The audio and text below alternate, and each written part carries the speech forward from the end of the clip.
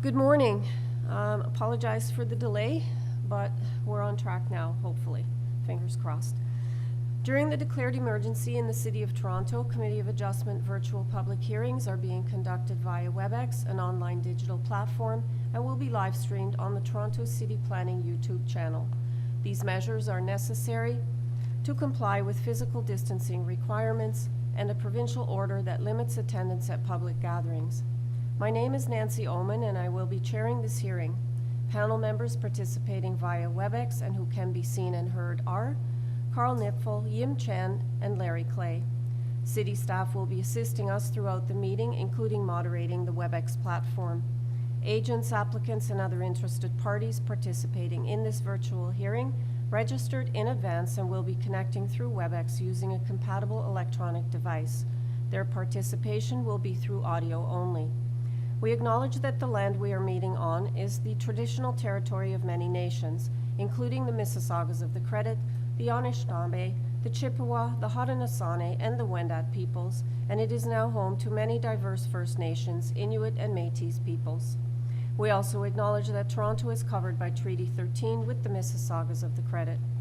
In accordance with Sections 45 and 53 of the Planning Act 1990 as amended, this meeting of the Committee of Adjustment for the City of Toronto is called to order. The Committee of Adjustment considers applications for variances from the provisions of the zoning bylaw that apply to the property, permission to extend or alter lawful non-conforming uses, and consent to sever property to create new lots. Anyone who wants to receive a copy of the committee's decision for an application must submit a written request by email to the general email address for the Committee of Adjustment, Toronto and East York District Office. Please include your name, address, and an email address. All Committee of Adjustment and TLAB notifications and appeal updates will be sent by email only. If you do not agree with the decision of the committee, decisions may be appealed to the Toronto Local Appeal Body, known as TLAB, or in some limited circumstances to the Ontario Land Tribunal. Appeal instructions will be set out at the bottom of the committee's decision. Participants who have registered in advance will be connected to this virtual hearing and will be muted automatically upon entry. When your item is called, each participant will be unmuted by the moderator, one person at a time. I will call each item in the order listed on the agenda. Where an application is uncontested, the agent or applicant may proceed with their presentation, if desired, and when the committee does not require a presentation, applicants are to advise the chair should they wish to speak to the committee. The committee may ask questions and/or take the matter into committee for a decision. Each speaker, including the applicant or agent, will be given a maximum of 5 minutes to address the committee, and I'll comment when you're reaching the 5-minute mark. When addressing the committee, please speak slowly, clearly state your name and address, and please confine your remarks to the matters outlined in the application. Where required, the applicant or agent will proceed first with a presentation of the application. Then individuals either in support or opposed to the application will be invited to speak. Committee members may ask questions of each speaker after they have completed their presentation. When all speakers are finished, the applicant or agent will be unmuted and will have an opportunity to rebut only those issues that were raised by the speakers. This will mark the end of the discussion, and the application will be taken into committee for a decision. Please note, the committee may not entertain revisions to proposals at the hearing today. The committee may decide to defer the application, if substantially revised, to ensure the revised application is accurate and all those entitled to notice are informed of the changes.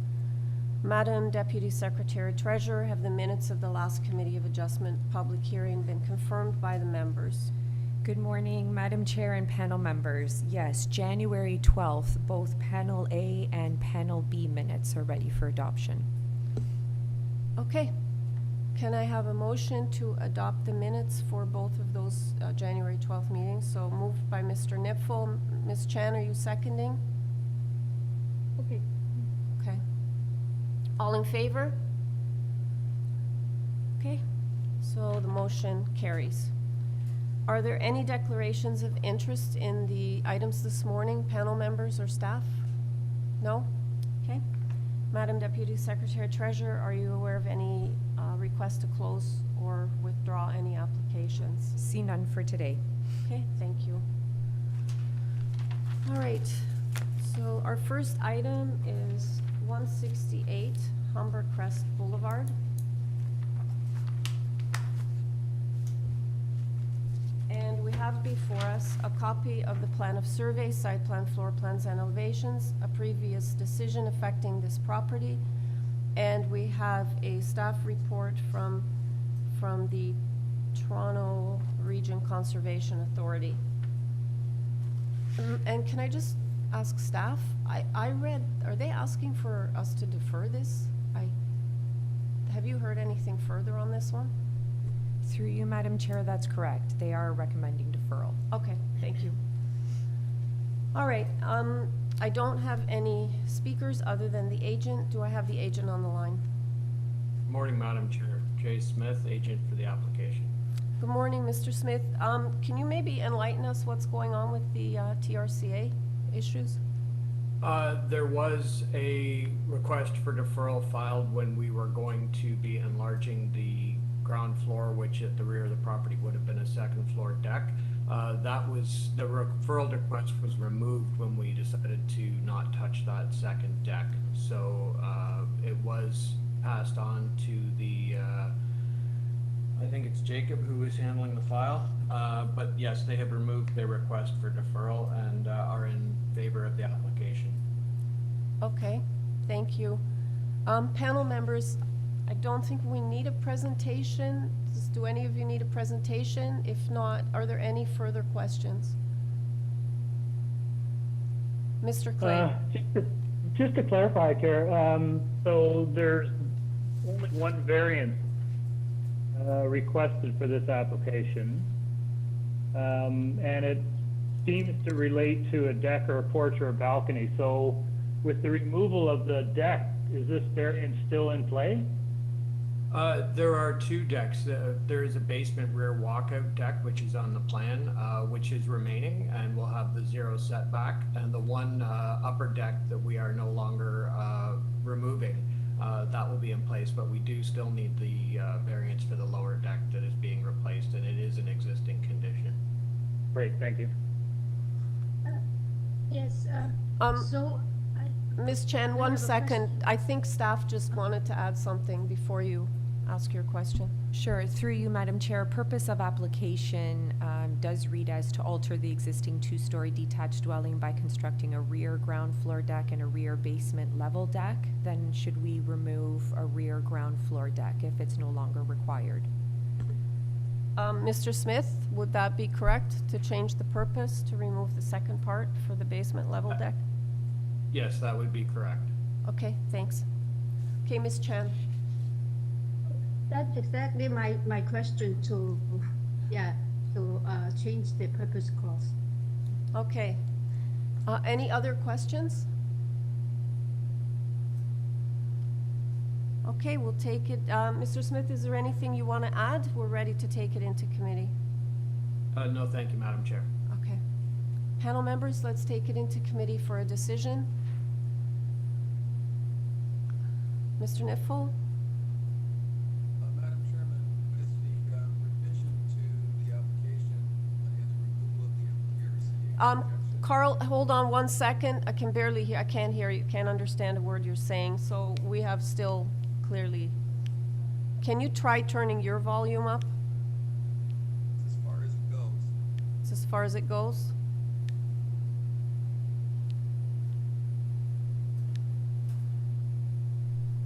Hi, Carl.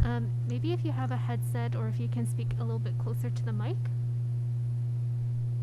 You have a headset, I get it, just a second.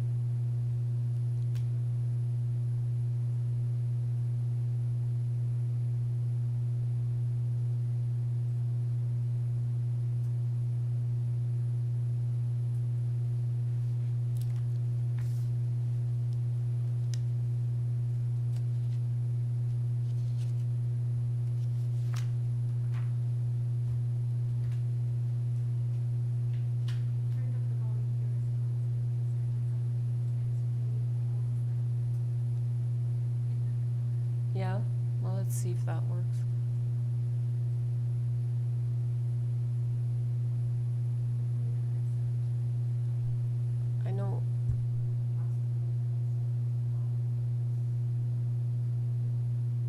that any better? Yeah, way better. Okay. Is that any better? Yeah, it's a lot better. Okay, I'll leave these on then. Okay, great.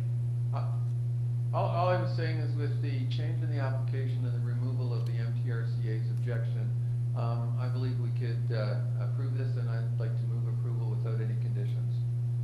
Okay, do I have a seconder? Okay. Mr. Clay, all in favor?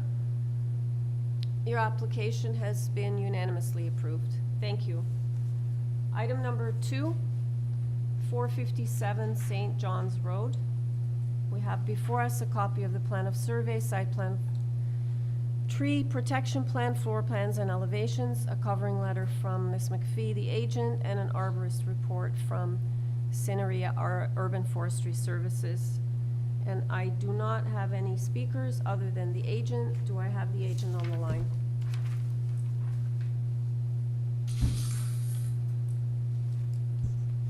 Hi, Cindy. You've been unmuted. You may be muting and unmuting on your end. Can you hear me? Yes, I can. Oh, wonderful. Good morning. Hi, can you just state your name Hi. for the record? Good morning. I'm Cindy McPhee. I'm the agent for the homeowners at St. John's Road.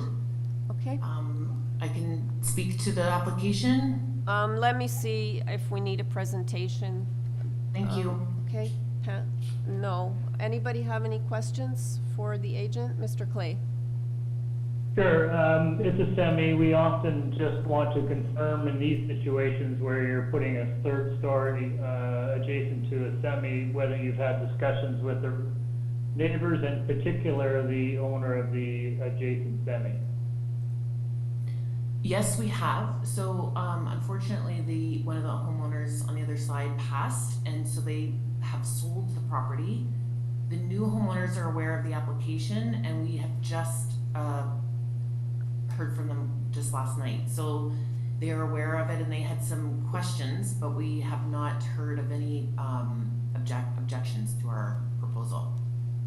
So they have yet to close on the property. Okay, thanks. Thank you. Any further questions, panel members? Mr. Nipfel? Yes, to the applicant, I have a little bit of concern with the fact that the proposal here is considerably higher than the attached semi, and I would think that you've attempted to try and mitigate any negative impacts by the form of the roof. You've extended the slope form of the roof to try and replicate what's next door. With that in mind, would you have any objection if any approval was subject to building in compliance with the elevation drawings? Oh, absolutely not. Yes, that what you summarized is how we tried to approach the design at the beginning. Okay, thank Yes. you very much. Yeah. Mr. Sorry, Clay? Chair, I just had one more thought. Just looking at the rear elevation, notice there's a third floor balcony. Is that just a Juliet, or is that a full balcony? That balcony is also to comply with the fire regulations. We're required Right. on the third story to have, so it is the minimum balcony size permitted by the bylaw. Right, so I was just wondering, I know it's small, but given that you are a semi, maybe some screening on the sides would be appropriate? That would be the west side. Yeah, well, the side, I guess, adjacent to the semi particularly. Whichever direction that is. Yeah, that's the west side. The west side, yeah. Would you, I think that would probably be one of the things that might mitigate the future owners of the house, if they have concerns, that might help address that. Are you okay with that? Hi, Ms. McPhee, did we lose you? Would be, is it 1.5? Hey, Cindy, we lost Yes. you totally. Didn't hear a word you said, sorry. Can you start no. over? Okay. I did hear the request for screening on the balcony. Yep. I just didn't hear what height it would be. Usually we do 1.5. Yes, okay. Yes, that's fine. Okay, thank you. Any other questions, panel members? I have Okay. just one question on that. Yeah, we're ready to go into committee. Is there anything you want to add, Ms. McPhee? Go ahead. My understanding is that we would add 1.5 meter high screening on the west side of the balcony, and we would add that to the elevations for, in addition to what we're showing right now, which would be a part of the condition. Is that correct?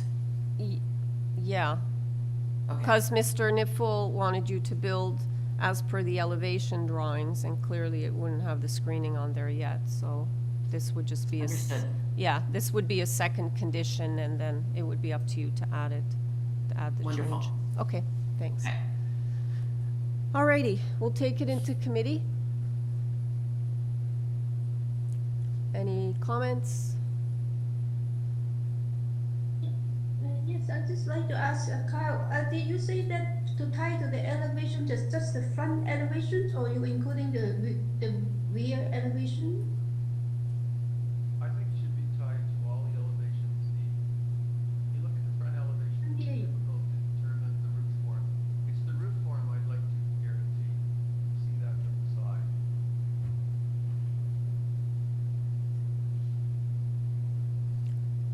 Did you hear I'm that? sorry, I couldn't. Okay, basically, No, not that. okay, so basically, Carl would like to tie it to all the elevation drawings because he would like to ensure the roof line. Yeah. Okay, Okay, yeah. all right. Any other comments or a motion? Is that a motion, Carl, or I'm happy to move it on your behalf if you like? Yeah, go ahead, Larry. Sure, I thought this was a reasonable proposal. I like Carl's, condition that, it be tied to all the elevations, and I'd like to add a condition that the third floor balcony, on the west side, include, 1.5 meter privacy screening. Okay, Carl seconds. All right, so that motion is to approve the application, including the two conditions outlined by Mr. Clay. All in favor? Your application's been unanimously approved. Thank you. Item number 3, 13 Barton Avenue. We have before us a copy of the plan of survey and site plan. We have staff reports from transportation, enforcement parking, as well as transportation services, asking for refusal, correspondence expressing concern from number 71 Albany, as well as opposition from the Annex Residents Association and from Rosanna Pezzo, which I do not have an address for, and we received additional correspondence from 71 Albany late yesterday. Okay, do I have the agent on the line? Good morning, Madam Chair and panel members. Here, homeowners Yanis Paura and Leanne Paura. Hi, good morning. I'm not showing any speakers. Panel members, do you need a presentation on this one, or do you want to go straight to questions? Okay, I guess I'll just ask you to speak to the transportation report. You there, Mr. Paura? Yeah, I'm here. Yeah, okay, we don't need a presentation, but I assume you're aware of the reports asking for refusal of these variances from transportation? Is that what you're showing right now? The bylaw chapters?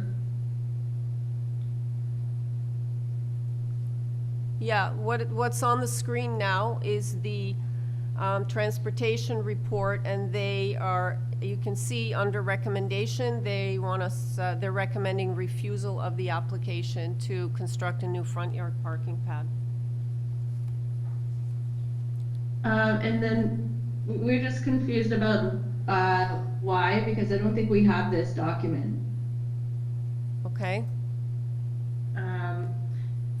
Have you had any, And- have you had conversations with transportation? Because I believe we had two reports, one from parking and one from transportation services, and both of them are recommending refusal of this application.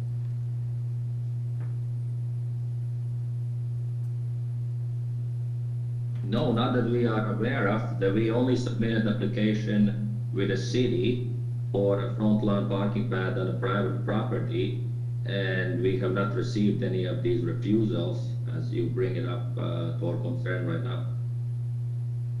Right. Okay, It says here that it will likely encroach onto the municipal boulevard, right, which we have shown on our diagram that it is not, it is fully on private property. And we will not be removing any, with our proposal, we don't believe that we should have to remove any street parking spots, which I think is probably the concern of the Annex Association of Transportation. I think would be the biggest concern, of just removing any street parking. By extending the curb cut from our neighbor's parking pad, we could avoid removing any street parking spots. all right, let me see if my members have any questions. Mr. Clay and then Ms. Chan. Thanks, Chair. I noticed from the photo of the property that there is not a curb cut there currently. So I appreciate that you'd be extending your neighbor's curb cut, but to your point about removing a street parking spot, it would appear that in fact you would be removing a street parking spot. Can you just give me your perspective on that? Yes, sir. I would like to share a file if possible. That would be a very clear understanding of my situation, if that's possible.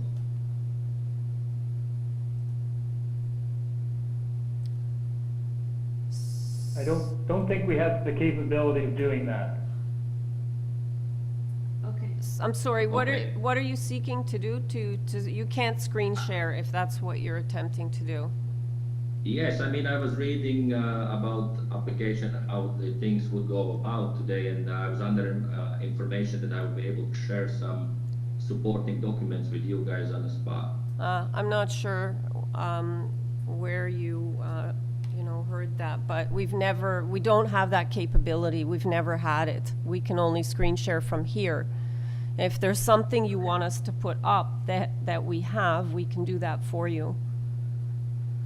Well, actually, if you just use that one and zoom in quite a lot, you can see that the line for the municipal lot is behind the proposed parking pad area.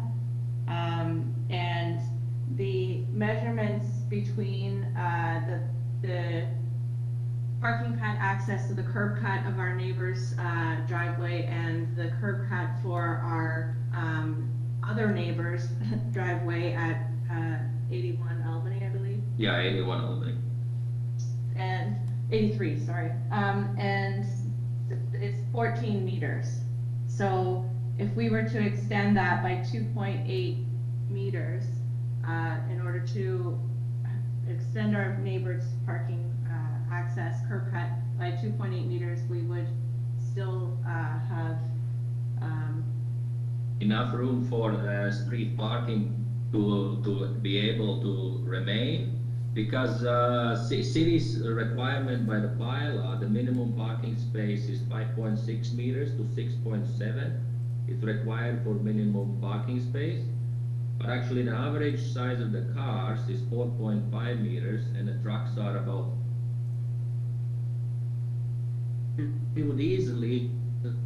I don't see any reason for that we wouldn't be able to remain the 2 parking spots in front of our house and still be able to take one car off the street, which actually would help the neighborhood of taking one car off the street, and while remaining the current parking spaces in the neighborhood.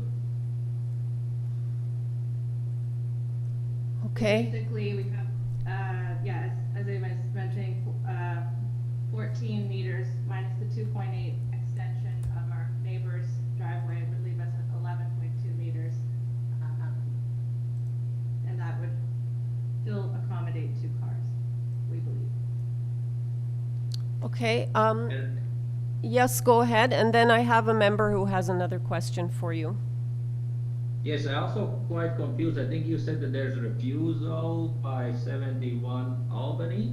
No, I said no, what I said was, we've received correspondence from 71 Albany expressing interest, and opposition, and the refusal reports are from city staff, from transportation and parking. Okay, I would like to inform that I have gone around the neighborhood and I have about 20 signatures that are all for it, for my parking application, as well the one from 71 Albany. So I'm not sure if there's multiple people living in the household and different owners. But we're happy to answer any questions. Yeah. Okay, basically, whoever signed it at 71 Albany retracted the signature they gave you. They sent in a letter late last night. Because because they don't support a removal of a spot on the street. Okay, Ms. Chan, do you have a question? Sorry. Yeah, yes, my question is, do you know the Egyptian neighbor's parking pad, is it legal? It's already been legally approved? Absolutely, yeah, it's been there for years, and it has a proper plaque. No, it's not, I know it's not sometimes things been there for years doesn't mean that it's legal. I just say that whether they have been. It has a sticker, it has the permit on it, so it is a legal parking spot. Mr. Niffel? Thank you. Mr. Niffel, go ahead. Yes, you indicated that you didn't receive the reports from transportation, and it seems to me that the comments from transportation make it quite clear that we can't deal with this application. I'm going to quote the bottom of the transportation comments. It says, at the direction of City Council, Transportation Services cannot accept an application for front yard parking within former Ward 20, which includes 13 Barton Avenue. As such, no front yard parking is permitted, and the application to construct a front yard parking pad should be refused. It doesn't appear that we have any jurisdiction here. It sounds as though, from that comment, that a parking pad can't be approved here by transportation, and under the circumstances, if you haven't already had discussions with them, I think the next step should be discussions between you and the transportation services. I don't think we can solve this here today. Okay, I also agree with Kyle. I think I was suggesting maybe give them some time to discuss this with the transportation, maybe we should defer this case. Okay, Just on the deferral, I'm inclined to refuse it outright, quite frankly, just because I think that is the advice that we're getting from both city departments, and I think, even if it's refused, that won't prevent the applicant from having those discussions and return if they can resolve that. So I'd prefer to refuse this one, based on the rather clear comments included in transportation's memo. I agree. Yes, I agree. That's why I got a little bit more confused. Is that that's why I asked the parking pad next door. I'm not sure why they're in the existing condition. There are actually multiple front backyard parking on the street. So Yeah, I'm okay. not, and also the applicant haven't really been in discussion with the transportation. I thought that is a bit confusing to me why they refuse right out. Yeah, there's a lot of legacy approved parking pads that were approved 10, 20 years ago. So it's not surprising that there's parking on the street, but that's probably one of the reasons why they're putting a moratorium on this area so that they can manage street parking in that way. So are we in committee, Chair? No, actually, we're not yet, but we can go into committee. Mr. Power, we've heard your, arguments in favor. Is there anything you want to add before we go into committee to make a decision? Oh, yes, just that, I'm the only property on the street which doesn't have a front lawn parking pad. And I know that I have talked to the MP Layton in the past, and his biggest concern was as well that I would be taking away street parking and the drainage of the city. We totally are willing to comply with, even to put the pavers there to accommodate the soft landscaping as much as possible. Okay. Thank you very much, sir. All right. You're welcome. Okay. Panel members, let's take it into committee.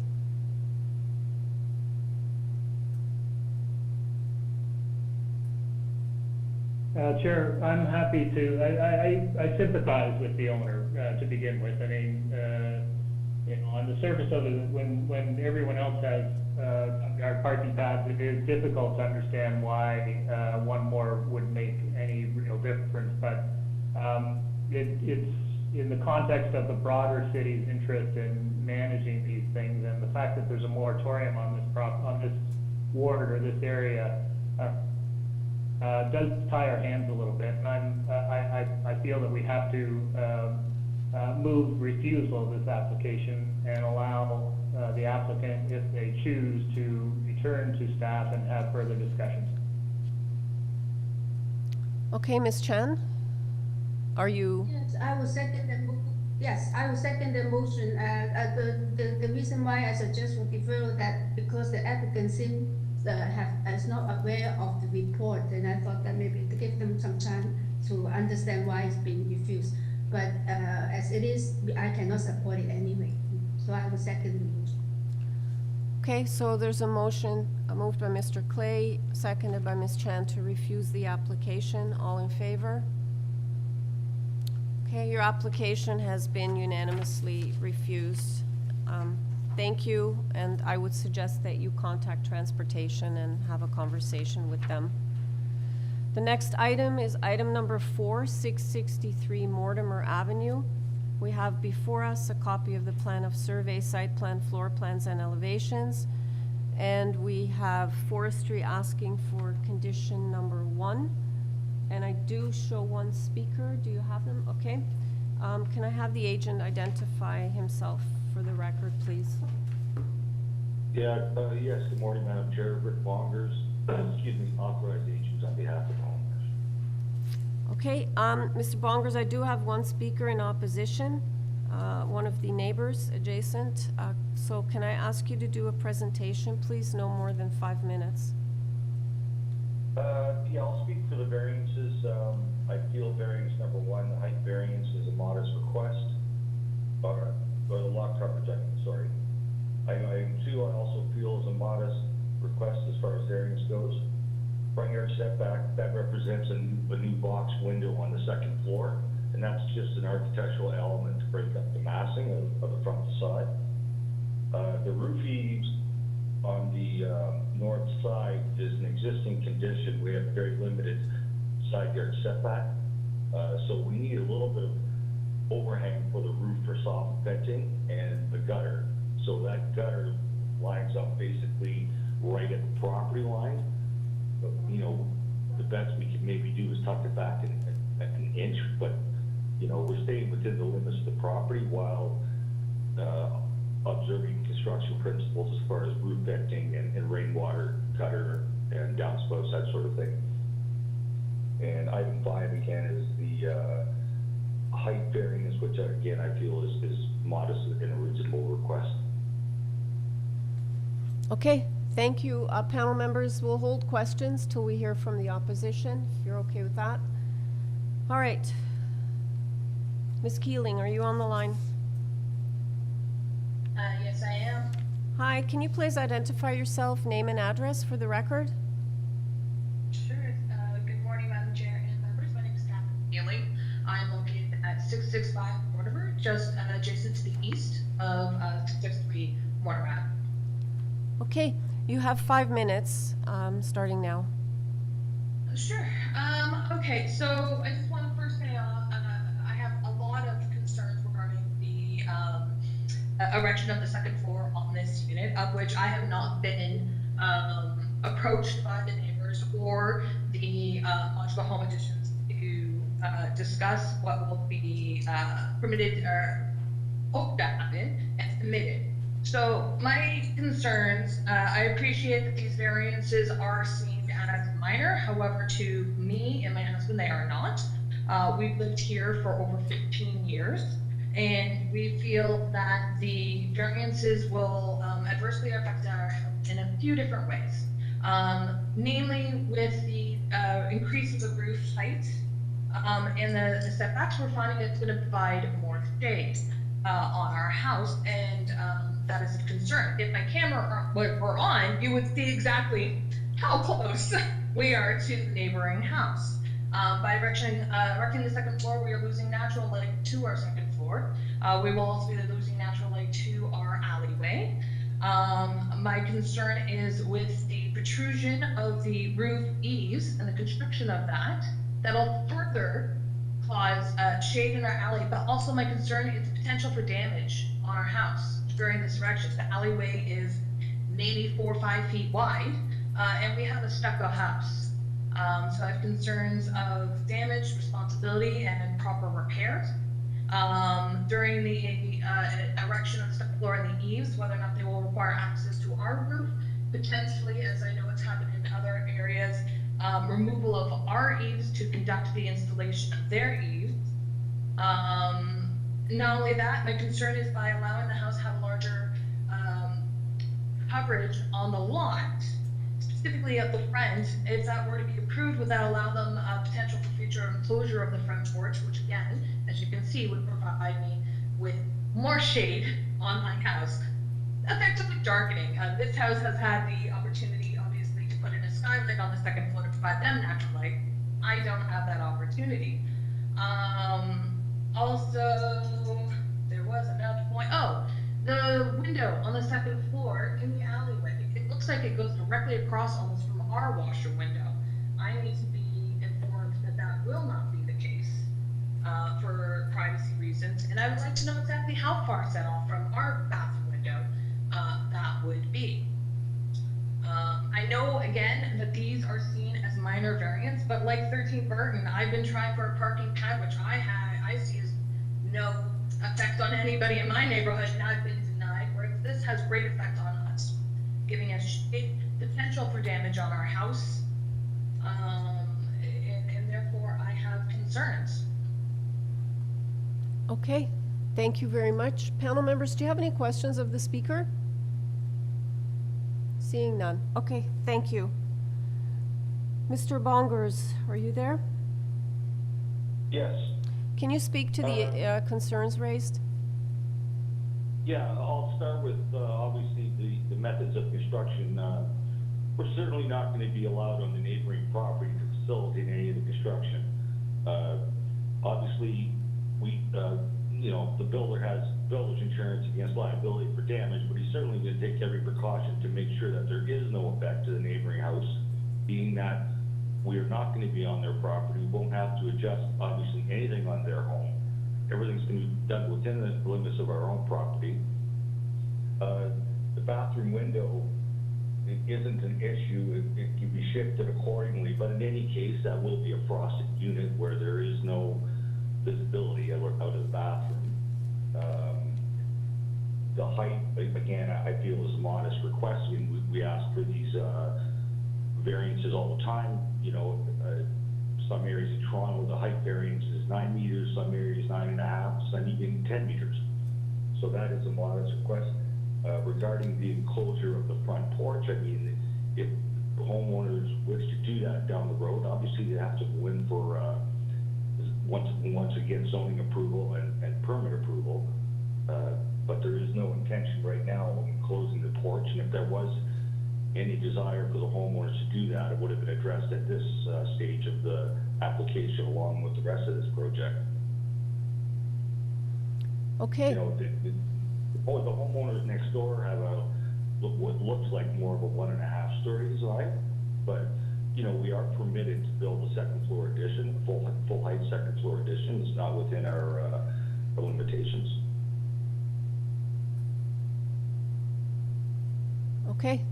So that's it? about it. I mean, the construction principles will be dealt with within the limits of the applicant's property. Okay, thank you. Panel members, do you have any questions for the agent?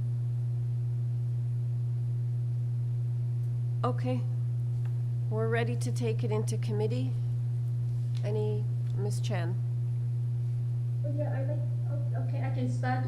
I don't have any problem with this application, and I do agree with the applicant. What he's asking, they're quite moderate on the variances, and some of them are contributed by the existing condition. And the opposition mentioned that they will cast shadow. I do not see that either because of the orientation. All these houses have the backyard facing south, and this proposed property is on the west side of the speaker. I do not see that will cast too much shadow. Maybe on the roof part, but certainly not in the backyard or anything. I'm in favor of this proposal. Okay, I don't see any other hands up. Did you want to move a motion, Ms. Chan? So, like to move for approval. Are there any conditions? Number one. Forestry number 1, and I don't know if you want to put in a condition for frosted glass on the bathroom window. I know the applicant said he was doing it, but just to make sure, you could maybe put that in. I'm not too sure I want to. Okay, up to you. I would just put in the condition of the forestry condition. Okay, So just a bit, You think that? what's your apprehension about frosted glass? Oh, nothing. I thought that we sort of dictate what they can use for the privacy. no, but the agent stated he was planning to do that, so I thought because this was an issue for the neighbor that it would be, you know, we could put it in as a condition just to make sure. I would support frosted glass. Okay, So would I. all right. So everybody's happy with that. Okay. All right, so forestry 1 and a condition for frosted glass on the bathroom window, and that's seconded by Mr. Clay and moved by Ms. Chan. All in favor? Your application's been unanimously approved. Thank you. Item number 5, 350 Victoria Park Avenue. We have before us a copy of the plan of survey, site plan, floor plans, and elevations. And forestry is again asking for condition number 1. And I do not show any speakers other than the agent. Do I have the agent on the line? Yes, I'm here. Hi, can you just identify yourself for the record, please? My name is Jason Deltroy. Okay, I don't think we need a presentation, but let me see if there's any questions. Any questions?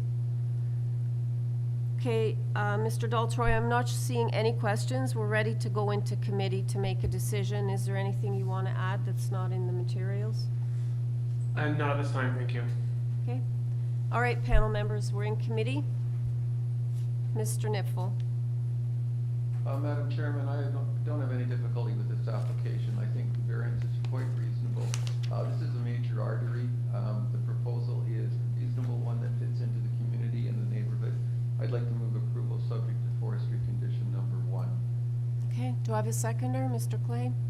All right, motion to approve, including forestry number 1, moved by Mr. Nipfel, seconded by Mr. Clay. All in favor? The application's been unanimously approved. Thank you. Item number 6, 522 Arlington Avenue. We have before us a copy of the plan of survey, site plan, floor plans, and elevations. We have revised site plan, floor plans, and elevations received December 24th. Previous decisions affecting the subject property. We have correspondence regarding the variances from the agent as well as presentation material. We have correspondence from Development Planning and Review Transportation Services, and we have a staff report from Permits and Enforcement Parking for transportation, and they just want the license for parking to be maintained. We have support from 524, which is adjacent, as well as 526 Arlington. We have opposition from 524, different person opposing, and 532 and 521 Arlington. Do I have the agent on the line? Yes, good morning. Good morning. Sure. Can I just have you identify yourself for the record? My name is Mehdi Ajband. I'm the architect of 522 Arlington, and I'm here presenting the case on behalf of my client, the owner of 522 Arlington. Before going through the case, I would like to inform committee some improvement that we did, including eliminating some variances and also improving one of them. May I go through the detail? The change? Yeah, let's do that before I go, because I do have 2 or 3 oppositions. I have 3 opposition speakers, so let's go through the variances first. Then, please do it not with the zoning notice, but with the notice that went out to the public, okay? Based on the public notice, variance number 1 is eliminated. Okay. Variance number 4 is improved from 19.2 meter to 19 meter. Okay. Variance number 6 is eliminated. Okay, hold on. So 4, 6 is gone. Okay. No, 4 is okay. 4 No, is 4 is improved. 4 is no 4 is 19 and 6 is removed, right? Yes. Okay. Yeah. 1 is removed, and then variance number 7 is removed. Okay. Variance number 9 is removed. Okay. And variance number 11 is removed as well.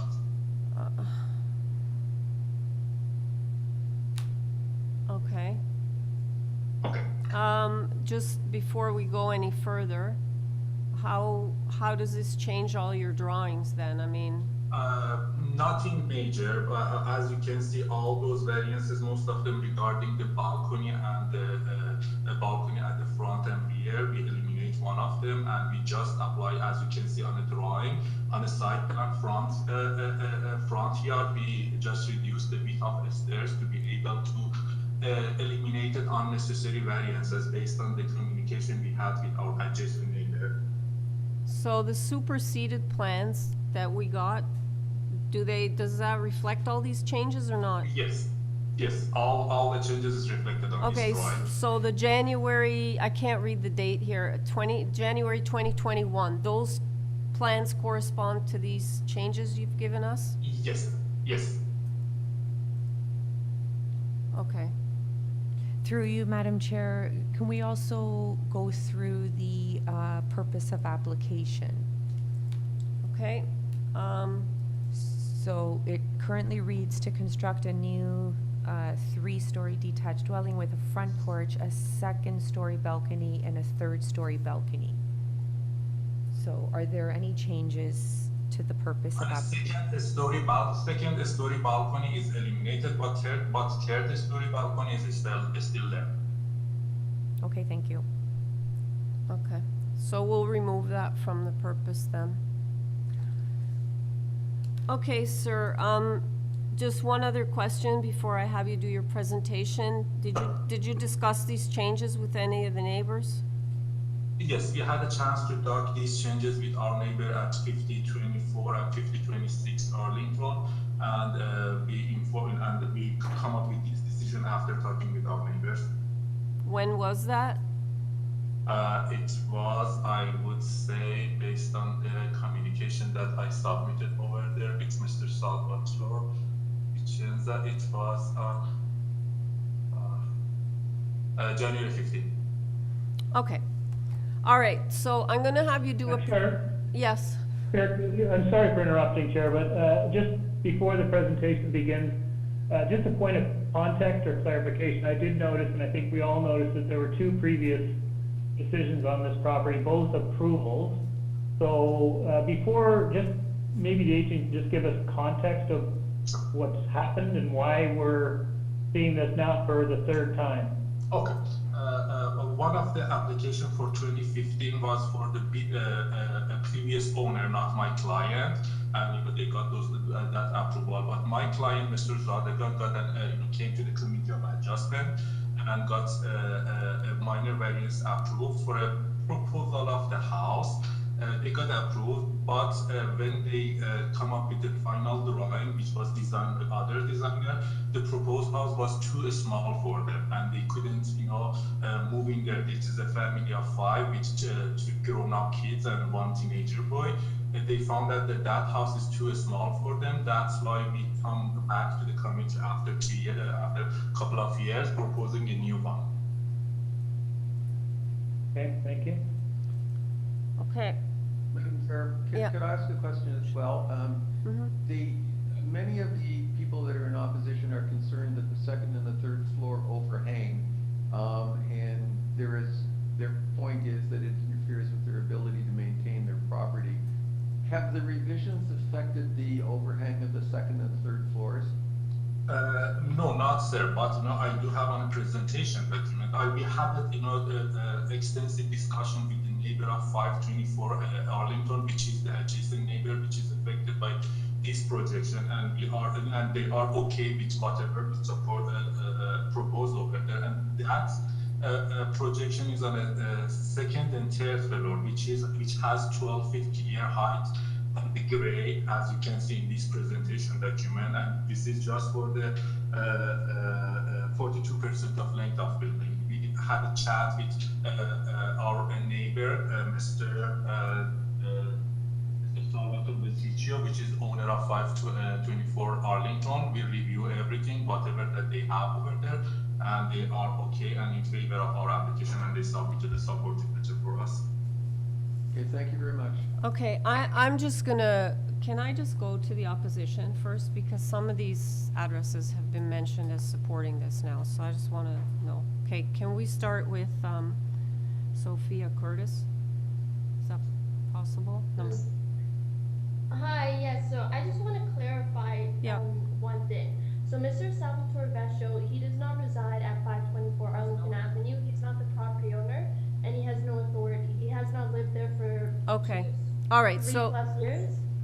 Okay, Okay, so you you'll have your shot at your 5 minutes, but not right now. I just wanted to determine No, I'm if Sophia you. Curtis.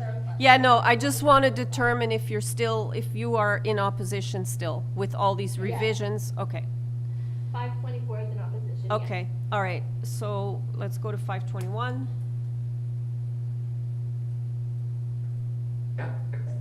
Yes. Hi, Mr. Treston, are you still in opposition? I assume you've seen the revisions or you've heard the revisions? Well, I've heard the revisions. Yes, I'm still in opposition. Okay, thank you. I'll come back to you later. And 520? 520? Hi, Mr. Hello? Tsinias, Mr. Tsina? Yes. Hi, are you still in opposition, sir? Yes, I talk about only for the front balconies. Okay, I don't want to, hang on, I don't want to cut you off, but I'm going to come back to you in 5 minutes, okay? I'm going to have the agent do a presentation, and then I'm going to come back Yes. to you, and then you can speak for 5 minutes, okay? So, Yes, I stay in the phone. yeah, stay on the phone, don't go away. Okay, Yeah, thank you. Thank you. alrighty. Mr. Ivant, can you give us a presentation, please? 5 minutes, starting Sure, now.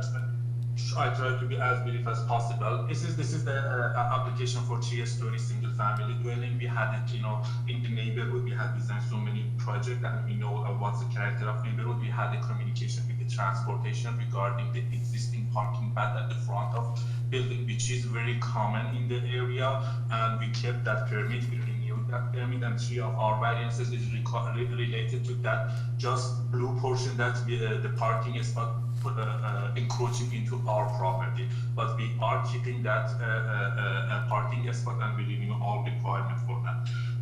Maximum height of the proposal is 10.02, which is for the front and rear of the house.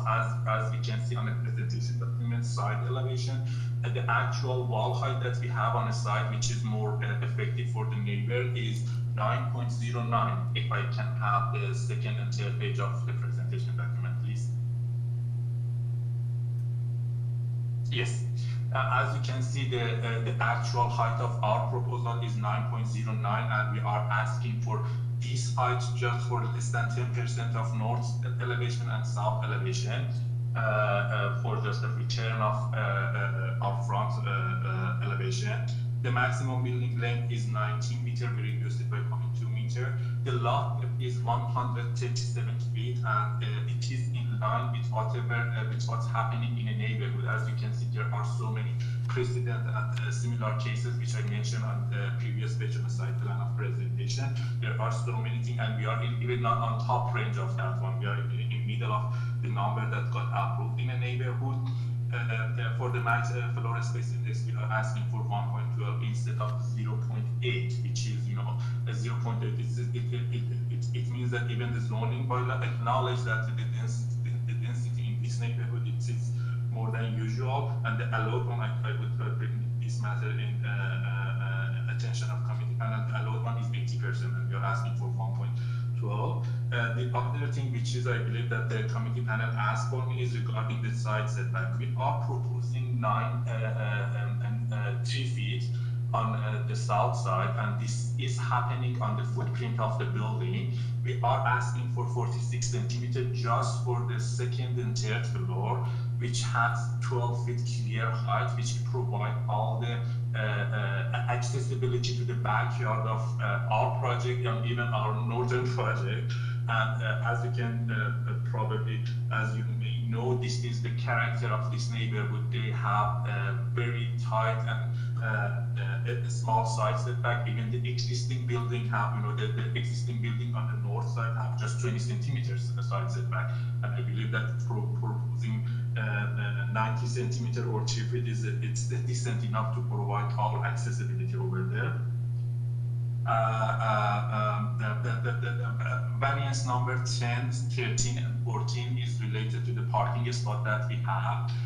For the landscaping, as you can see, we have just a sidewalk over there, nothing else. And the actual soft landscaping in front of our house is much more higher than this. But since the property line located in between of sidewalk and the actual house, it means that part of a considerable portion of soft landscaping excluded from the calculation. As you can see, we have just 4 feet sidewalk attaching to our parking pad. We don't have anything excessive for the hard landscaping.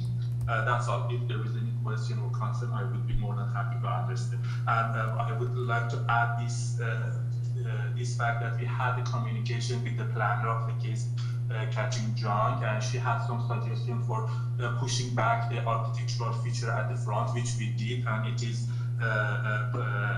on the revised drawing that it's in front of you. So the planner of the case had no objection. We talked with our both neighbor and 524 and 526, and they clearly confirmed that they are the owner of the property, and as you can see in the communication that we have, they don't have any objection. Okay, thank you. I think we'll hold questions till we hear from the opposition. Sure. All right, Mr. Tsinias, are you there? Yes. Okay, thanks for waiting. So now, if you can just give us your full name and address, and then you have 5 minutes, and we'll start the clock when you start speaking. you need my phone number? And No, don't give us your phone number. You don't want everybody in Toronto to know your phone number. Just give us your your address and your name. 520, Okay, and, 520, okay, fine. 520, Yep, got it. 520 Arlington, and your Yes. and your name is George Senius, right? yes, Okay, Yes. so we're gonna start the clock now. You have 5 minutes, okay? yes, okay. And I talk about myself for the front side, the east side in Arlington Avenue. They have balconies wall to wall. It's close to my property. I have a balcony in the front of my house too, but it's from the line, it's 4 feet in each side of my house. So it can be a balcony exactly wall to wall. That's my problem. Okay, so your problem, you have an issue with the balcony on the, Yes. which, Balcony has to be from the corners, they have to be about 2 feet each side in. okay. And what about if they put screening on it? About what? If they put screening on it, you know, if they put some kind of, Yes, it doesn't matter, the screening, it looks ugly and it looks bad. okay, Everybody will pay property tax. We make addition to the city. They told me that time that for my balcony, you have to go 4 feet in each side okay. from the line, and I do it. Okay, so you would like the balcony to be on both sides 4 feet in? Is that what you said? From the line, yes. Okay. Okay, anything, yes. anything else, George? About the third floor, it's a full third floor full. The third floor, Right? it's building full third floor or 3/4 or half of the property. Can you see the drawing on the screen? Yeah, I see, but I can understand exactly how they look. Maybe It looks- balconies in the backyard. Yeah, it looks like it's stepped back slightly. Yeah, like they built so many houses in this street, and nobody has a third floor full. Okay. The 3/4, half or 3/4. That's all. It is my Okay, problem. so just keep on listening and the agent will answer your questions when he speaks again, okay? Yeah, okay, thank you. You're welcome. Okay, Mr. Treston?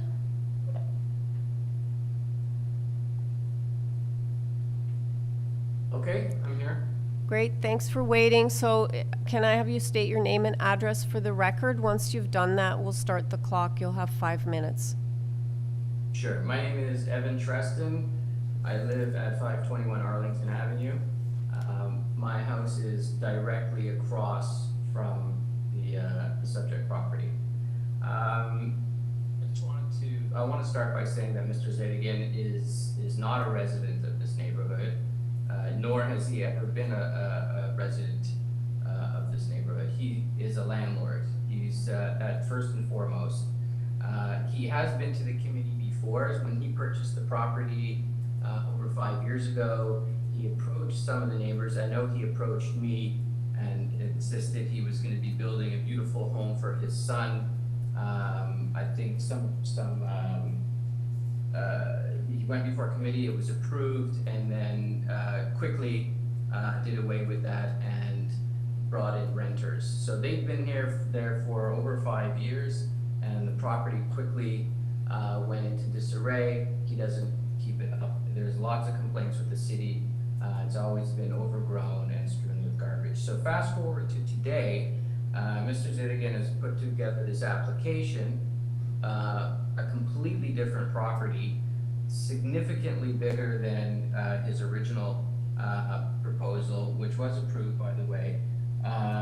And it's my presentation really goes to the intent here. I don't believe there's an intention for him to move in. I believe that this, what he's constructed here is a multi-unit property with the intention of putting in 3 or 4 apartments. And he is doing it by way of, under the guise of a single-family dwelling. You don't have to look too far at the plans to understand why I may think this. First, there are 9 bedrooms. That doesn't even include other rooms they're calling an office. There's no property on this street, and there's some beautiful homes, but I don't think there's any that have 9 bedrooms. There's 3 separate entrances, one in the front, 2 on the side, which is also very uncommon, one side entrance leading downstairs, another door virtually side by side leading to upstairs, which would take you to 2 separate units. You can easily put a partition wall after construction is done and everybody's disappeared, to close off the units. The stack design with the 3 bedrooms per floor right above each other lends itself to a multi-unit, and a tiny kitchen for a home this size is inconsistent with any custom build. There's no front porch, there's no front hall entry. I mean, we could have upwards of 15 people living in this property, and the design makes completely no sense for a custom home, especially in this neighborhood where people are building beautiful homes that they put a lot of care into. So the lack of design element and no garage. I mean, yes, there is 1 parking spot, which is great on front pad, but no garage is another one. And the limited landscaping in the front for low maintenance is also a concern. One for curb appeal for the rest of the neighborhood, and also for drainage going into the city sewers. The decks on every level is, again, something that they've now just addressed. I've heard for the first time that they're taking one out, but again, and that is something that is unique to a multi-unit. Everybody has their own balcony, et cetera, et cetera. So I was certainly opposed to that, because his 2nd and 3rd floor decks look directly into my children's bedrooms, and there's certainly a privacy issue there. But I believe that the agent has addressed that. Seeking approval of 3 or 4 unit property is a significant task, and it requires a lot of work. And as per OBC, any builder knows that going that route is a lot more expensive. So the concern is fire separation between units, security doors, at entrance points, possibly a sprinkler system. We don't know what happens after this is built, but the zoning allows for a duplex, but we don't believe that it's going to be a duplex. And the construction and design points in direction this is going to be a multi-unit. Mr. Zedigan once told me he lives in a large house in another neighborhood. I believe he has grown children, we were never approached, and I can't imagine that he plans to move into a property like this. It makes absolutely no sense. So having the possibility of 15 people move in across the street for me and close to our neighbors also brings a significant amount of traffic. Mr. Treston, you're at 5.5 minutes, just about, Okay. so I need you to wrap up. Okay, I'm going to wrap up. Thank you for your time. There is the potential, so as I said, the variances that most apply to me would be the decks, obviously the parking, the front landscaping, and the sheer intent. And I don't believe that these variances are minor, and I believe they're not in keeping with the city plan or the intent of the bylaw. Okay, thank you, sir. Any questions of the speaker, panel members? Okay, Ms. Curtis, you there? Yes, hello? Hi, can I ask you to state your name and address for the record, and after that we'll start the clock. You'll have 5 minutes. Sure, okay, my name is Sophia Curtis, and I reside at 524 Arlington Avenue. Okay, and I would just like to make it clear that I am the daughter of the homeowner of 524 Arlington Avenue, Dimitra and Errol Curtis. I've lived there all my life, and I alone have their support and will be the only voice being heard. Okay, so thank you for taking the time. So first, I understand that the side setback north allowed is 1.8 meters, and the proposed is 0.46 meters. So in the plans outlined online, they propose that the width to be 0.9 meters between 524, my south wall, and the main floor of the new build 522, their north wall. The second and third floor of the proposed build is what concerns me. So the plan shows that these two floors jut out wider than the main floor plan, leaving a distance of 0.46 meters between 522, their north wall, and 524, my north wall, my property line. So what is this, sorry, I'm a little nervous. What is the space between the outer limit of the projection of 522 and my south wall of 524? I wanted noted that I object to the proposed variance of the setback of the second and third floor, as it will be extremely close to our south wall and will be impossible to perform any type of repair on my south wall. I wanted noted that we have 6 windows on our south wall. The gas line runs against our south wall, and also we have 4 exhaust fans. As well, the second and third floor's outer projection will significantly impede our privacy and our sunlight. Now, I have another concern that I would like to address, and that is with the excavation. So my understanding is that the new build depth will be greater than 524 Arlington. And since the excavation is going to come right to our bricks, this could cause significant damage to the foundation and the flooding, and could cause potential flooding problems, which we have never had. So what type of guarantee do I have against any type of damage, such as water damage, crumbling, foundation, etc.? I cannot afford any damage to my property, and I just want to note that I have an elderly mother and a brother who lives in the basement with multiple sclerosis, who is homebound with very limited mobility. So we cannot contend with any emergency catastrophes that would cause us to evacuate at any time, let's say. So I request a written guarantee that if any type of damage occurs, the owner of 522 is fully responsible for repairing and or replacing anything damaged. And also, generally, I would like to breathe easy and trust that the homeowner will hire experienced and professional builders. But if the way he poorly maintains his current 522 property, the backyard is rat infested, the weeds are running rampant, is any indication, I'm very concerned and anxious. Thank you. Okay, thank you. Mr. Clay, you have a question of the speaker?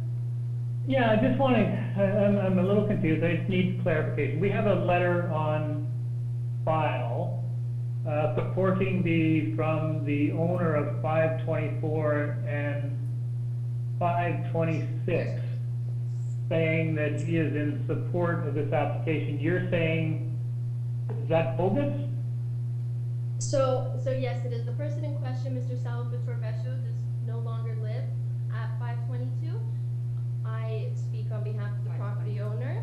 Sorry, at 524. I speak on behalf of the property owner. He hasn't lived here in 3+ years, divorced, he's moved out. He's not the property owner. And he's not the property owner, he's never been, it's been my parents. So we're the only one with the saying authority.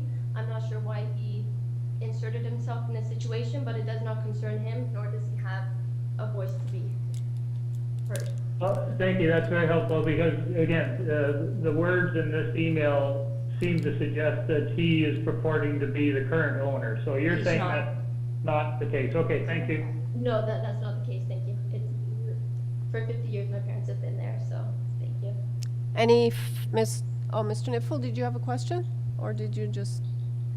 I did, that was the very question I asked at the very beginning, that I had read that there was concern with the second and third floor extending out further than the ground floor for maintenance purposes, and Ms. Portis, if I heard correctly, those are still concerns. The applicant said those concerns had been addressed, but further to Mr. Clay's point, they haven't been addressed. You still are concerned with those side yard setbacks, correct?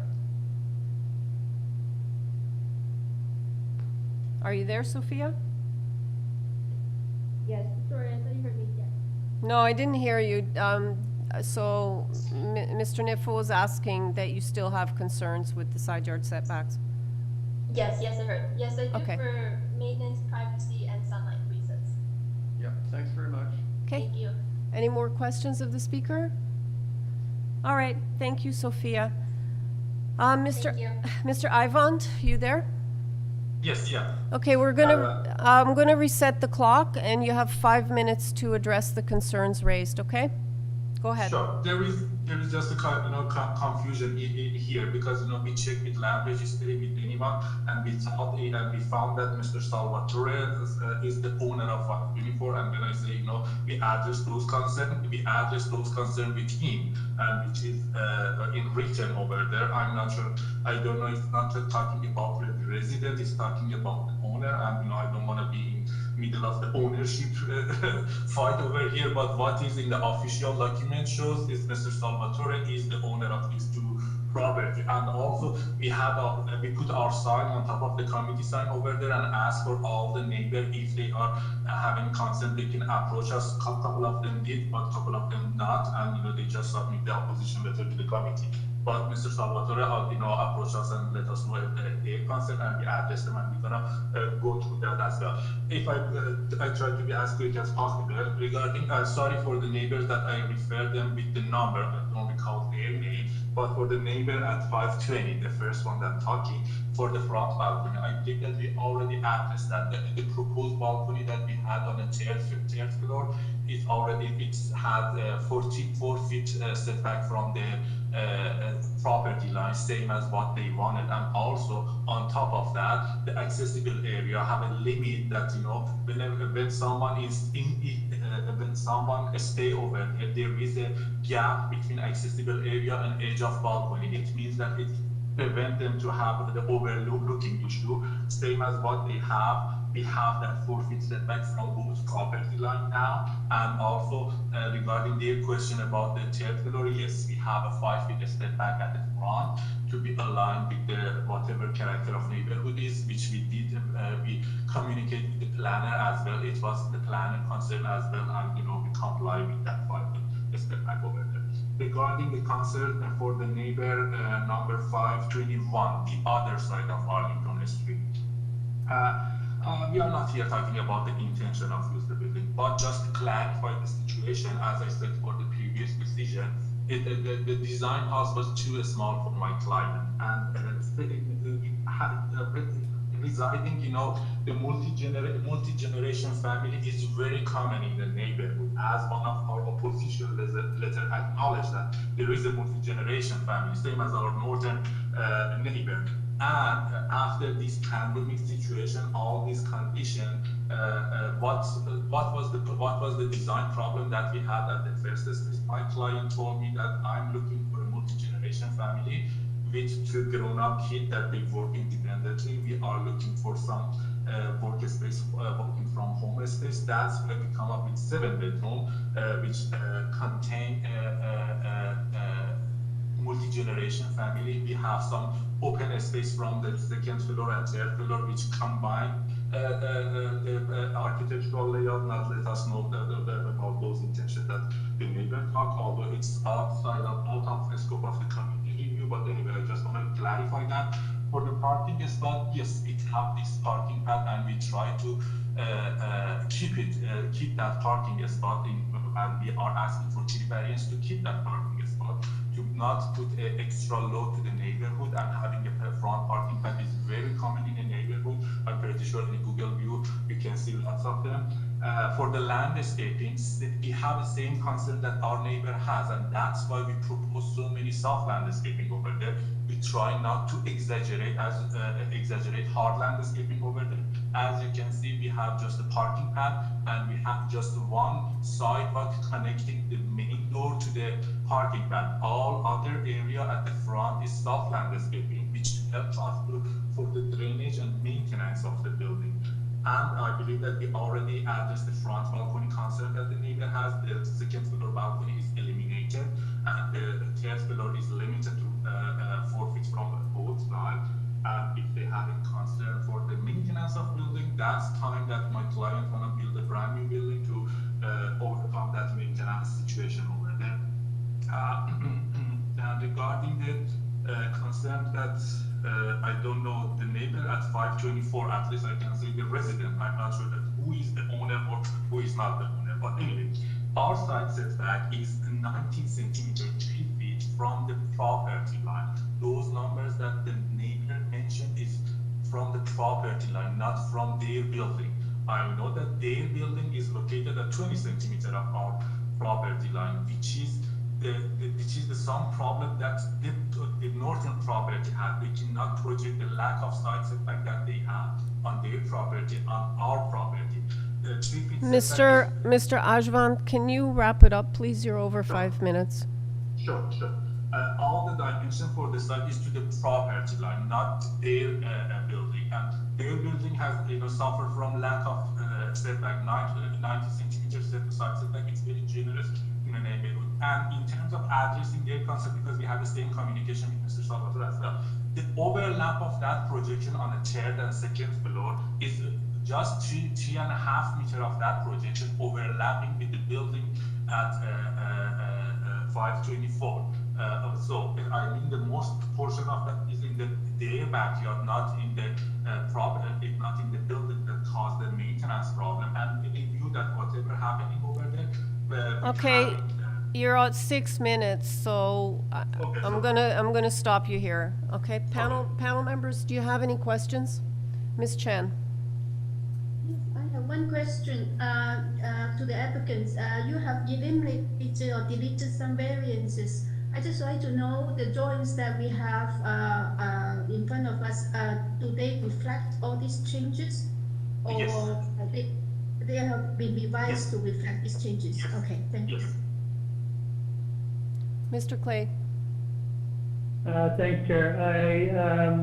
I just want to confirm, I appreciate that zoning would allow for a duplex in this area, but I'm trying to confirm what we have before us basically is a single-family dwelling. Is that your understanding, Agent? Yes.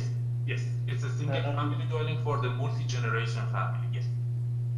Right. But at some point down the road, you may make interior alterations to allow for a duplex or something like that. Is that? I would say no, it's not possible because we reviewed that avenue as well. It's not possible because there are so many considerations for the fire safety, providing 2 separate fire exits, all those kind of things, and even lack of the parking as well. If we want to apply even making it duplex, we have to come back to the committee again for the fire safety, for the lack of parking as well. All those kind of things should come back to the committee again. We cannot do interior alteration for that. Yeah, that was the point that I was trying to make to address the neighbor opposite concern about 2 or 3 different apartments in this dwelling, that if you wanted to alter it to do that, you would likely need additional approvals. Exactly. Additional approval and also come back to the committee as well. It's not about even getting a new permit. We have to come back with it in front of the committee again. Okay, thank you. Mr. Niffel? Can I clarify the balconies again? There's been so many changes, I'm getting confused. The man across the road at 521 was concerned because the balconies were impinging on his privacy. The balcony that's been removed is this very tiny balcony that was on the northeast corner of the 2nd floor. Is that correct? Yes, that one is removed and the balcony on the third The one on the 3rd floor is still there. It's still there, but the area is limited. As I tried to explain it, we increase the side setback, and also if you look at the 3rd floor plan, the accessible area has a gap to the edge of the balcony. It means that nobody can stay at the edge of balcony. We do this design solution in most of our design to be able to provide the privacy, to avoid any overlooking. And I would like to say this is the front of the house. We have a street between us. Okay, and that was the concern of the adjacent owner to the south, the building development setback. Okay, fair enough. And the only other question I have, I believe that the appellants have raised a legitimate concern about the north side lot line, side setback, I should say. And and it seems to me that you have an incredible amount of flexibility in the planning of this building. You could, in fact, increase the north side side yard setback. You're not prepared to do that?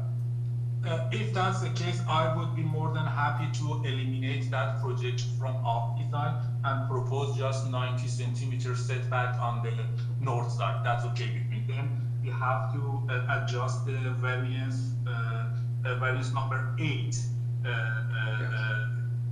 The new building will be located at 90 centimeter from the north side line and 46 centimeter from the south side. I'm okay to do that. If that's the concern of our neighbor, I will be more than happy to do that.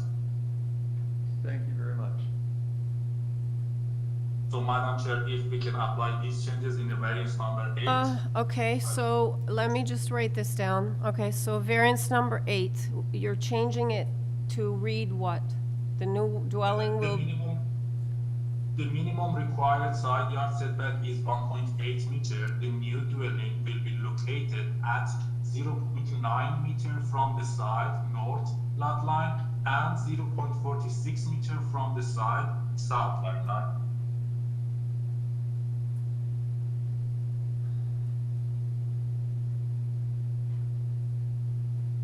Okay.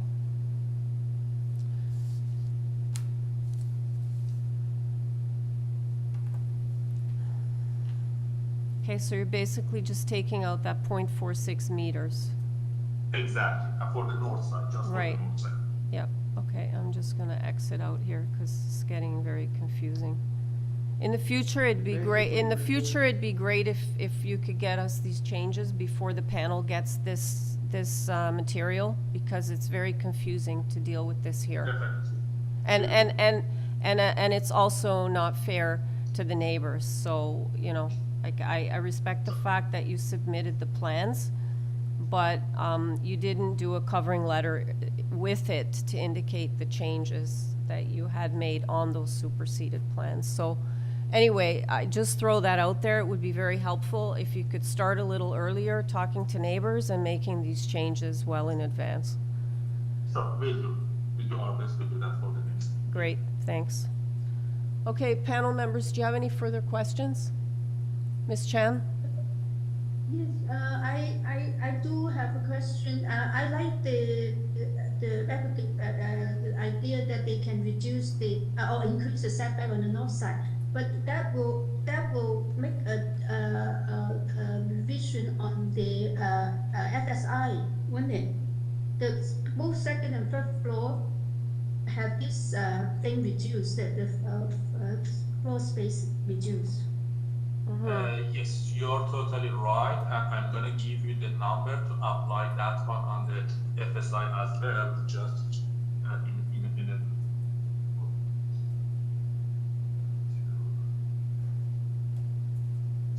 it's gonna reduce 6.8 meter from our required FSI, and it means that we are asking for the when we have the base FSI, we are asking for 4.86 minus 6.8. We are asking, so the values we are asking for 348.06, and the FSI number gonna be 1.09. Thank you for the note. Yes, the FSI variance should be reduced to 1.09, and the number is exactly what it's called. 348.06. Yes. 348.06. Thank you. Okay, any other questions, panel members? All right, let's take it into committee then. So we're looking at the amended application and the superseded plans. Any comments, Mr. Niffel? Mr. Chairman, I think the changes are positive and constructive. They respect and respond to the adjacent neighbors. I don't have any difficulty recommending approval of the revised proposal, although I would echo your comments, it would have been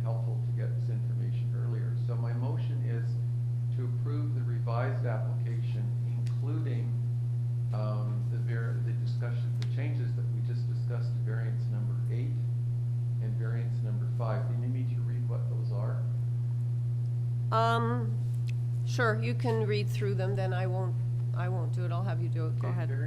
Variance number 8, I think would read that the new dwelling unit will be located 0.9 meters from the north side lot line and 0.46 meters from the south side lot line. And variance number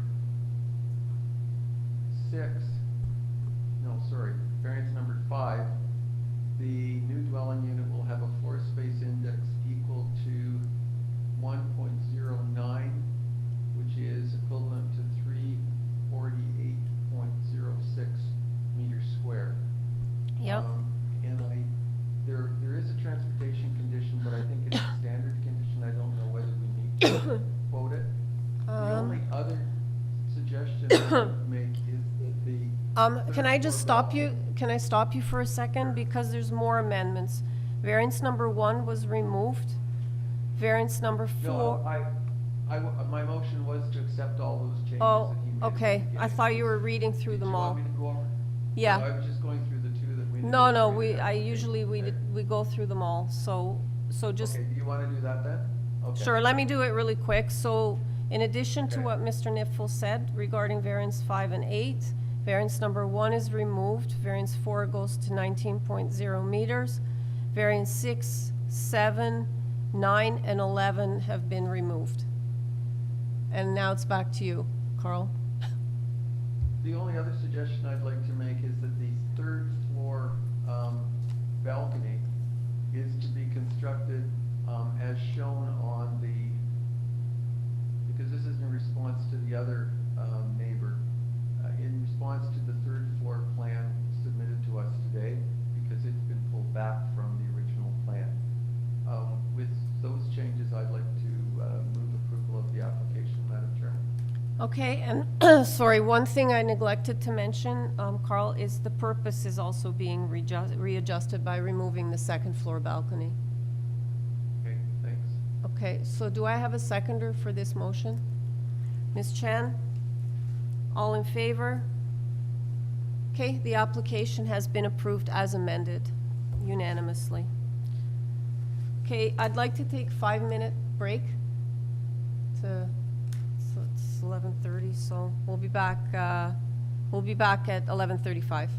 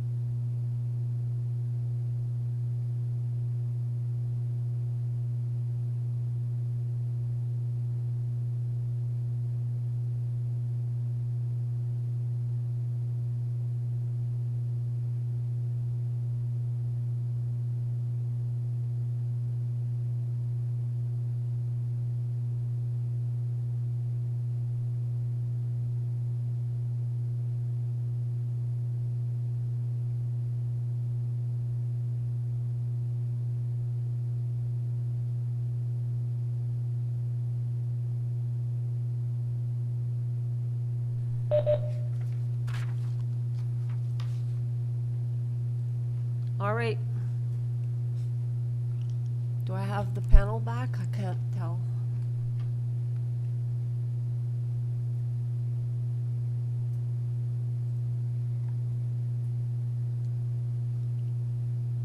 Okay. That's it. Alrighty, I guess we're not back yet. Well, I can start now. All right. The next item is item number 43. I'm sorry, 743 Norton. We have before us a copy of the plan of survey, site plan, floor plans, and elevations, 6 photographs of the property, previous decisions affecting the property. We have a letter from Councillor Bilo recommending refusal, and correspondence in opposition from 26 Norton and another resident who did not provide an address. And I believe, no, okay. That's all this that we have before us. I'm showing one speaker. Do you have that person? Through you, Madam Chair, this speaker was on the call, but may have dropped off. I'm going to try again. Okay, in the meantime, do I have the agent on the line?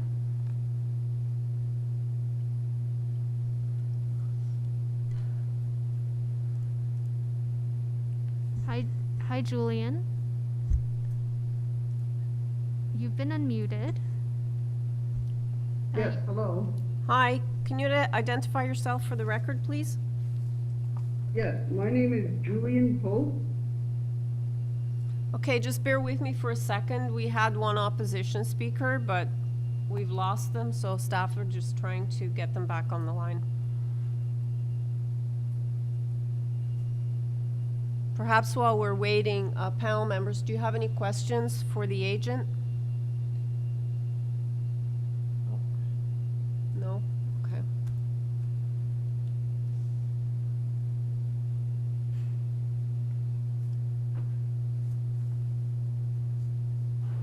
Am I free to speak, Madam Counselor? Sure, go ahead. But if, like I was just, if you're gonna do a presentation, then we don't need one, but if we do get the opposition on the line, okay, we have the opposition. Press pound for more options. Okay, we thought we had the opposition on the line, so maybe just, no, you can't get them? So through you, Madam Chair, we're not able to reach the speaker. Okay, so we can't reach the opposition, so, as I said, the panel members do not need a presentation. We've read the materials. However, I do want to give you the opportunity to add anything you'd like to add, so go ahead. Thank you. Thank you, Council. Thank you, Madam Counselor. So, I'd just like to reiterate the fact that this property is privately owned. I have the owners here with me, and I just want to confirm that we have a lot of existing building permits within the property. The only purpose that we really want to have approved today is for private use of garage, based off the facts and accusations that were presented to Madam Councillor Baleo and to the city. Nowhere have these accusations stand for having a private garage for mechanical public use. This garage is going to be strictly use of the property owner of his own private vehicles and storage of his own private property. So we just want to reiterate that information. If I may, if I can have the owners of the property speak as well on their behalf. Yeah, go ahead as long, but it's combined 5 minutes, okay? So you have four left. Thank you, Madam Councillor.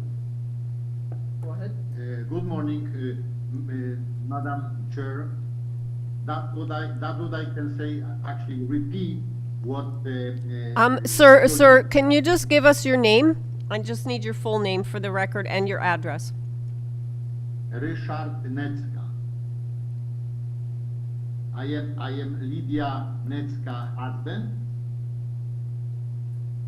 43 Norton Avenue, Toronto, Ontario, M6E1E1. Okay. Go ahead. And I wanna just repeat, ma'am, I never use that property as a mechanical operation because I am not a mechanic. I use sometimes there to fix my own cars only, and I'm going to use that garage only as a private parking cars in the garage, and as a storage on the same time.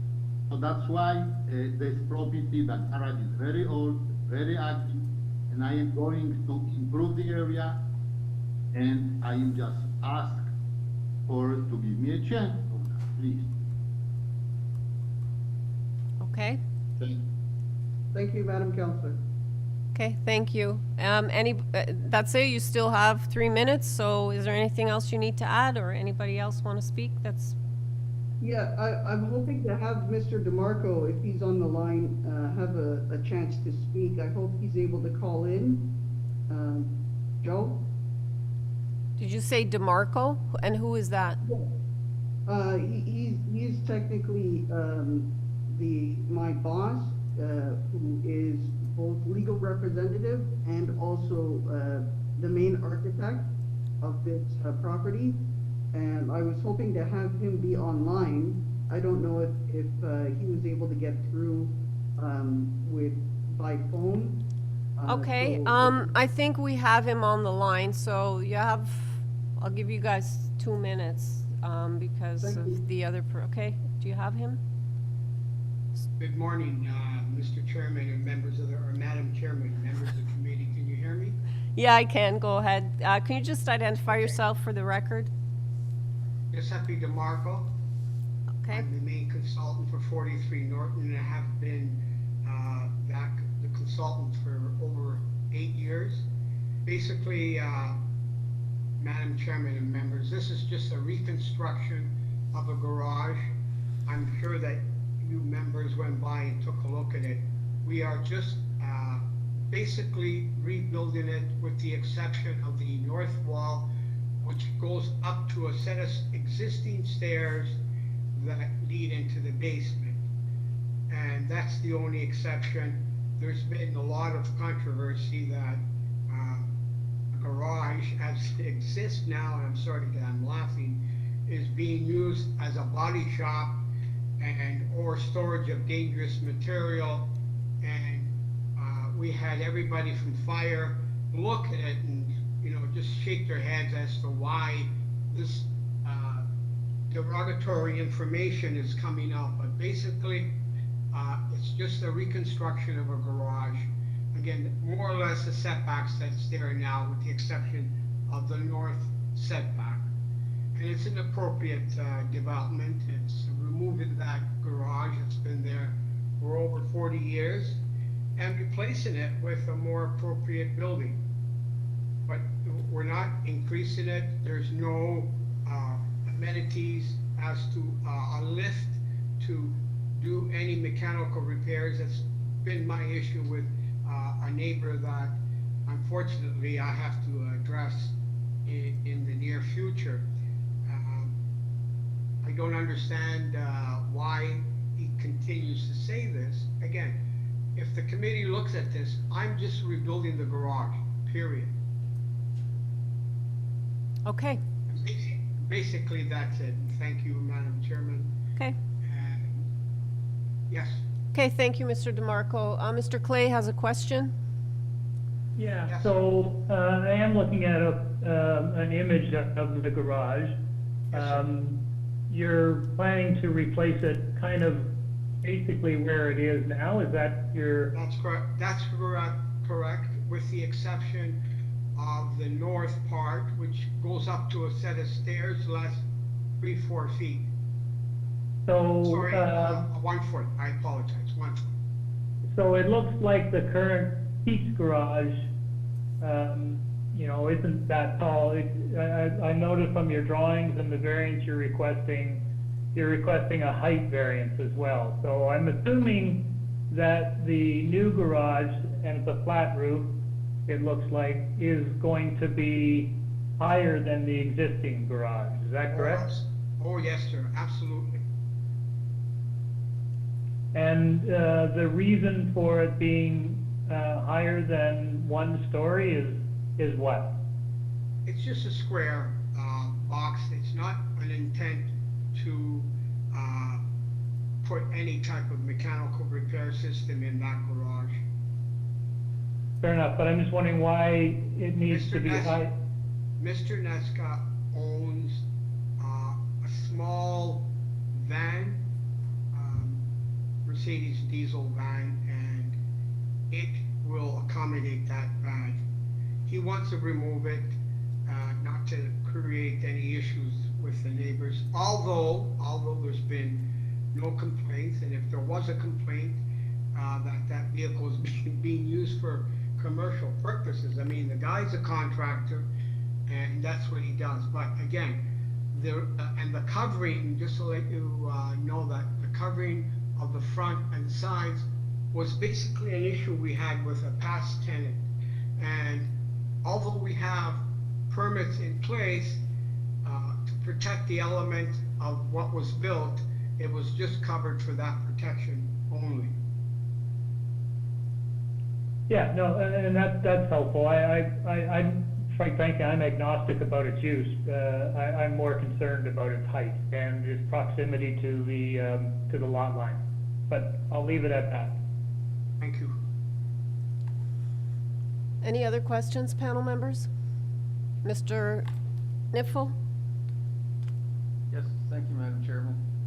You're requesting a variance for rear yard soft landscaping, and can you put the site plan back on the screen? I'm trying to determine I don't see soft landscaping here. I see a stairway down. Yeah, there is no. That goes from concrete, and the white area I assume is paving. No. Where is the 18.53% soft landscaping you're providing? The white area is actually an extension that was approved years ago. That's existing. The lower portion of that white area is the extension that was approved many years ago, constructed up to a certain, just the first floor, and then it was stopped. That's there was 3 permits issued, one at the front, a basement lowering, and that addition. The only soft landscaping would be a portion at the front. There is no landscape at the rear. Has never been. Then variance number 1 doesn't look like it's correct. It should read 0.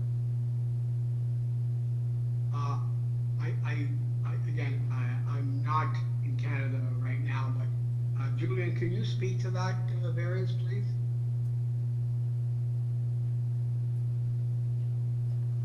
Mr. Pope, variance number 1. Based on what Mr. DeMarco just said, it's all hardscape in the back, so what's this variance number 1? Where's this softscape in the back? Well, I wanted to comply with the current zoning bylaw, which requires a certain percentage of soft landscaping. Okay. If we are unable to confirm or to comply, with that, I will have it removed and reviewed to apply for an amended zoning variance. Yeah, number 1 should read 0. 0. It's impossible at this point to provide any landscaping because the existing garage sits on pretty well what we are applying for. Excuse me, that's my concern therefore is, it didn't look like there was any landscaping, and the notice indicates that you've got landscaping that you actually don't have, so I have concern that the notice that's been sent out to the community is incorrect. Well, the notice could be amended from. No, it can't be amended here. Okay. I don't believe it can anyway. I don't think you can. So are you suggesting a I'm looking at staff and it looks like it has to be recirculated, so, That's what I was thinking, yes. so that means, we have to defer. Okay.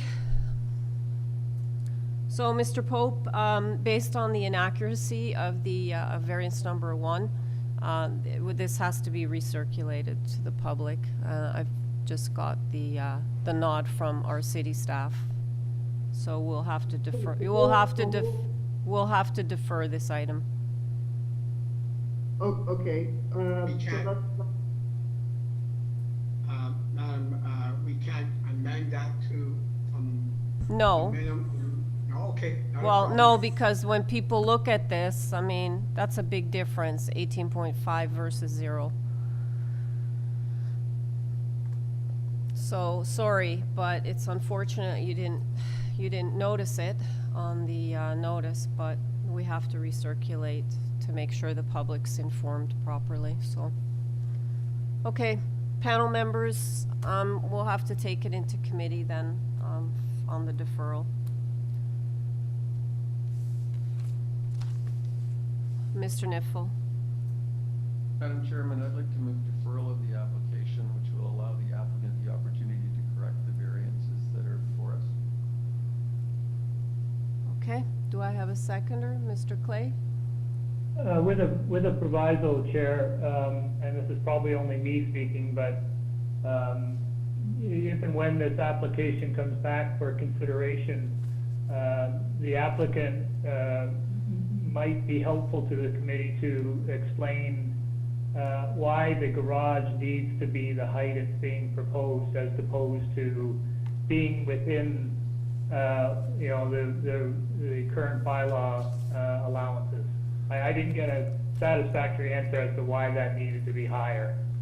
Okay, and there's one other thing I would like to add for the applicant is I believe in one of the letters I read from the opposition that there was an indication that the sign was not posted for the Committee of Adjustment variances, so can you make sure that the sign does get posted with the recirculation?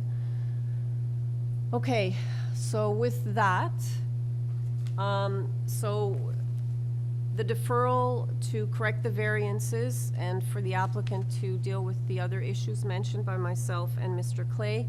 Motion was moved by Mr. Nipfel, seconded by Mr. Clay. All in favor? Okay, the item's been deferred. Okay, item number 8, 71 HILTZ Avenue. We have before us a copy of the plan of survey, site plan, floor plans, and elevations. We have a staff report from forestry asking for condition number 2, 4 form letters in support from 55, 60, 62, and 76 HILTZ Avenue. And we have correspondence in opposition from 16 Dorothy and 73 HILTZ, which is adjacent. And I'm showing a speaker in opposition and somebody in interest. Do you have both on the line? Through Madam Chair, I only have Michael Purdon on the line. Okay. I've tried reaching Eileen Villanueva. Okay, thanks. Do I have the agent on the line? Yes. Hi. Yes. Hi, can you just identify yourself for the record, please? Yeah, my name is Joe Dome, 1101 Steeles Avenue West, agent for the applicant. Alrighty, I do have opposition, and so I'll ask you to do a presentation no more than 5 minutes, starting now.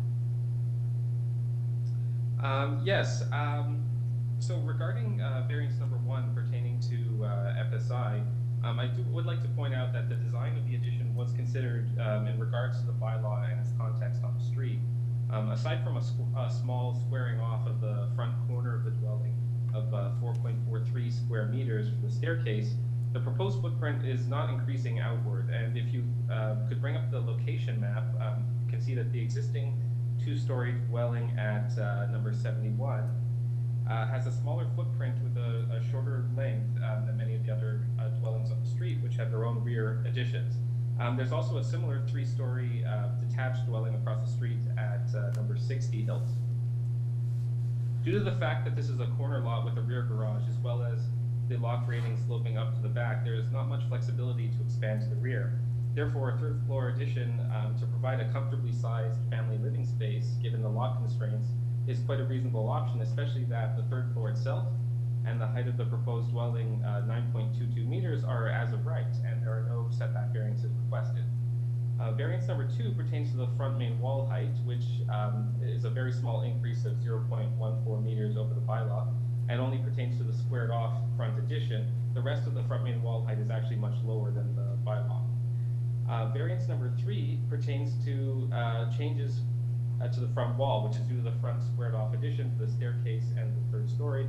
I would like to point out that the entrance to the secondary suite is on the side of the dwelling and not encroaching on a setback, thereby mitigating impact. The owners have had discussions with neighbors and have submitted those 4 letters of support that you mentioned at numbers 55, 60, 62, and 76 HILTZ Avenue. Of course, it's not always possible to satisfy every neighbor, and it does seem like that's the case here. The owners do appreciate the neighbors at 73 HILTZ and 16 Dorothy providing their concerns with their letters. However, their concerns do mainly address items that are not being requested as variances, such as the third story, height impacts, and width. I'd like to reiterate that these are within the bylaw. And finally, I'd like to point out that planning has no objections to the application. Overall, we feel that this application is quite reasonable and minor in nature and provides a gentle increase in density. I'd be happy to answer any questions you may have. Okay, I think we'll hold questions till after we hear from the opposition, and then we'll have you back. The next speaker, I have Eileen Villanueva. You've been unmuted. Hi, Eileen. So through you, Madam Chair, I don't believe we are able to connect with Eileen. The next speaker is Michael Purdon. Hi, you guys. Hi, can I just have you identify yourself, name and address for the record, and then Yeah, Michael. Sure. It's Michael Purdon, 16 Dorothy Street. Alrighty, we'll start the clock now. You have 5 minutes. Go ahead. Okay. Can I have a quick question first? Okay. Is the basement considered part of the FSI? See, okay, can you stop the clock for a second? Mr. Dome, are you there? Can you just, is the basement part of the FSI calculation? No. No, okay. So that's in addition to that, okay. Okay, thanks. Another thing I'd just like to quickly point out before we start is that A6 through A9, the compass is incorrect on those. So they don't properly reflect the true facings. A6 claims it's south, it's actually west. A7 says it's north, but it's really east. And A8 is, they say it's west, but that's actually north. And then A9, they say is east, but that's actually south. So it gives a wrong indication of what's actually going on as far as the neighbors are impacted. I don't know if you guys care about that, or if I'd like to put that up. Okay, well, we'll ask the agent to clarify, so, because you can't, we don't ask you to come back, so maybe just state all your concerns now. Yeah, my largest concern, I guess, is the height and footprint of the proposed roof line and how it impacts me as well as some of the other neighbors. It's considerably higher and wider. The current roof line slopes quite gently, and my wife and I built our addition in the context of the rules to celebrate the view to the west, which is the whole city skyline, which this new proposal will eradicate about 30% of, and I'll be staring into their bedroom, I think. Their FSI is going up by over 20%, which I don't consider minor. If my taxes went up 20%, I wouldn't say that's a minor increase. The square footage of the building is effectively doubling if you include the basement. If you don't include the basement, it's going up by 50%. And I really am concerned about the trees on the north side, the stand of mature 45-foot cedars, of which I only see 5 on the survey, but I believe there's actually 7 of them. And I'm concerned when the basement goes in, the stairwell in there, they'll have to dig a trench that's going to be within a couple of feet of the base of those trees. And then when you add a 10-foot cube on the top, I don't see how those trees are going to survive. Those are all my issues in a nutshell. Okay. I'd also like, Yeah, go ahead. really my issue is the height and width of the new roof line, because I'm just gonna stare at their building, and I built my whole addition to celebrate the view to the west. Did it within the rules, and I think that I could agree to their increased FSI if their addition moved east. And I know that the other speaker suggested that there's a slope, but the slope doesn't really kick in for about 15 feet beyond their property and could certainly be mitigated. The slope is mostly beyond there up to my property line, so they could build east quite easily instead of going up. Okay, panel members, do you have any questions for the speaker? No? Okay. Thanks, Mr. Purdon. We'll see what the applicant has to say. Yeah, no worries. All right. Mr. Dome? Yes? Hi. Can you speak to some of the issues raised by the neighbor? Yes, regarding the error in the direction, that's actually correct. There is a discrepancy between the survey and the site plan, so that's going to be corrected as far as the facing. And so as far as the trees go, obviously everything was done to satisfy urban forestry, and urban forestry has provided their condition. And the variances specifically regarding the impacts regarding height and their concerns regarding FSI, we do feel that moving to the rear was not an option given the garage in the back, and moving up, given that it doesn't actually trigger an overall height variance or third story variance. We felt that was in fact quite reasonable, given that that's all within the bylaw. Yeah, and the squared off portion, we don't feel that has any impact over what is existing already. So basically, we do feel that this is quite a reasonable application given the nature of the area. All right, panel members, do you have any questions for Mr. Dome? Okay, let's take it into committee then. Mr. Clay.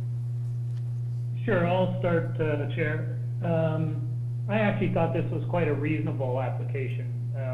I did look around the neighborhood. There are a number of new builds, very similar kinds of builds. I thought they did a nice treatment of the facade in the front on HILTZ and put most of the massing towards the rear. I know that there isn't an overall height variance, and there is no setback variances, and the ones that are before us are frankly quite modest. I think this will quite nicely fit into the fabric of the neighborhood, and I'd be supportive. And if my colleagues don't have any additional thoughts, I'm happy to move a motion to approve this application, subject to forestry number 2.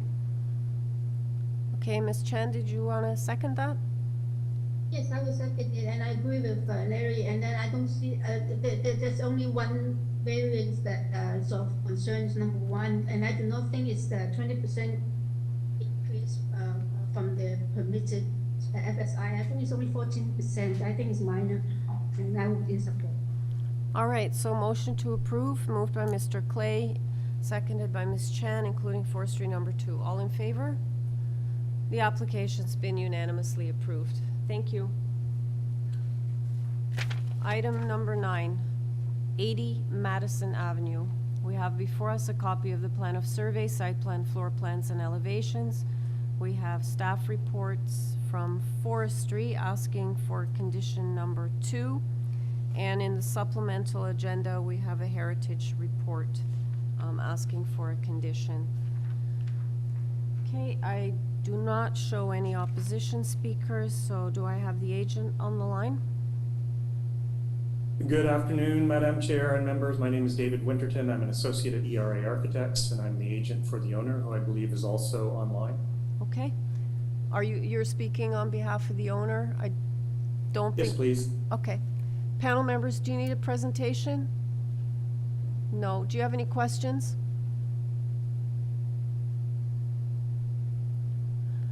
Okay, Mr. Winterton, I do not believe we have any questions. We have read all of the materials. Is there anything you want to add that's not in the submissions? I assume you're aware of the forestry condition and the heritage report?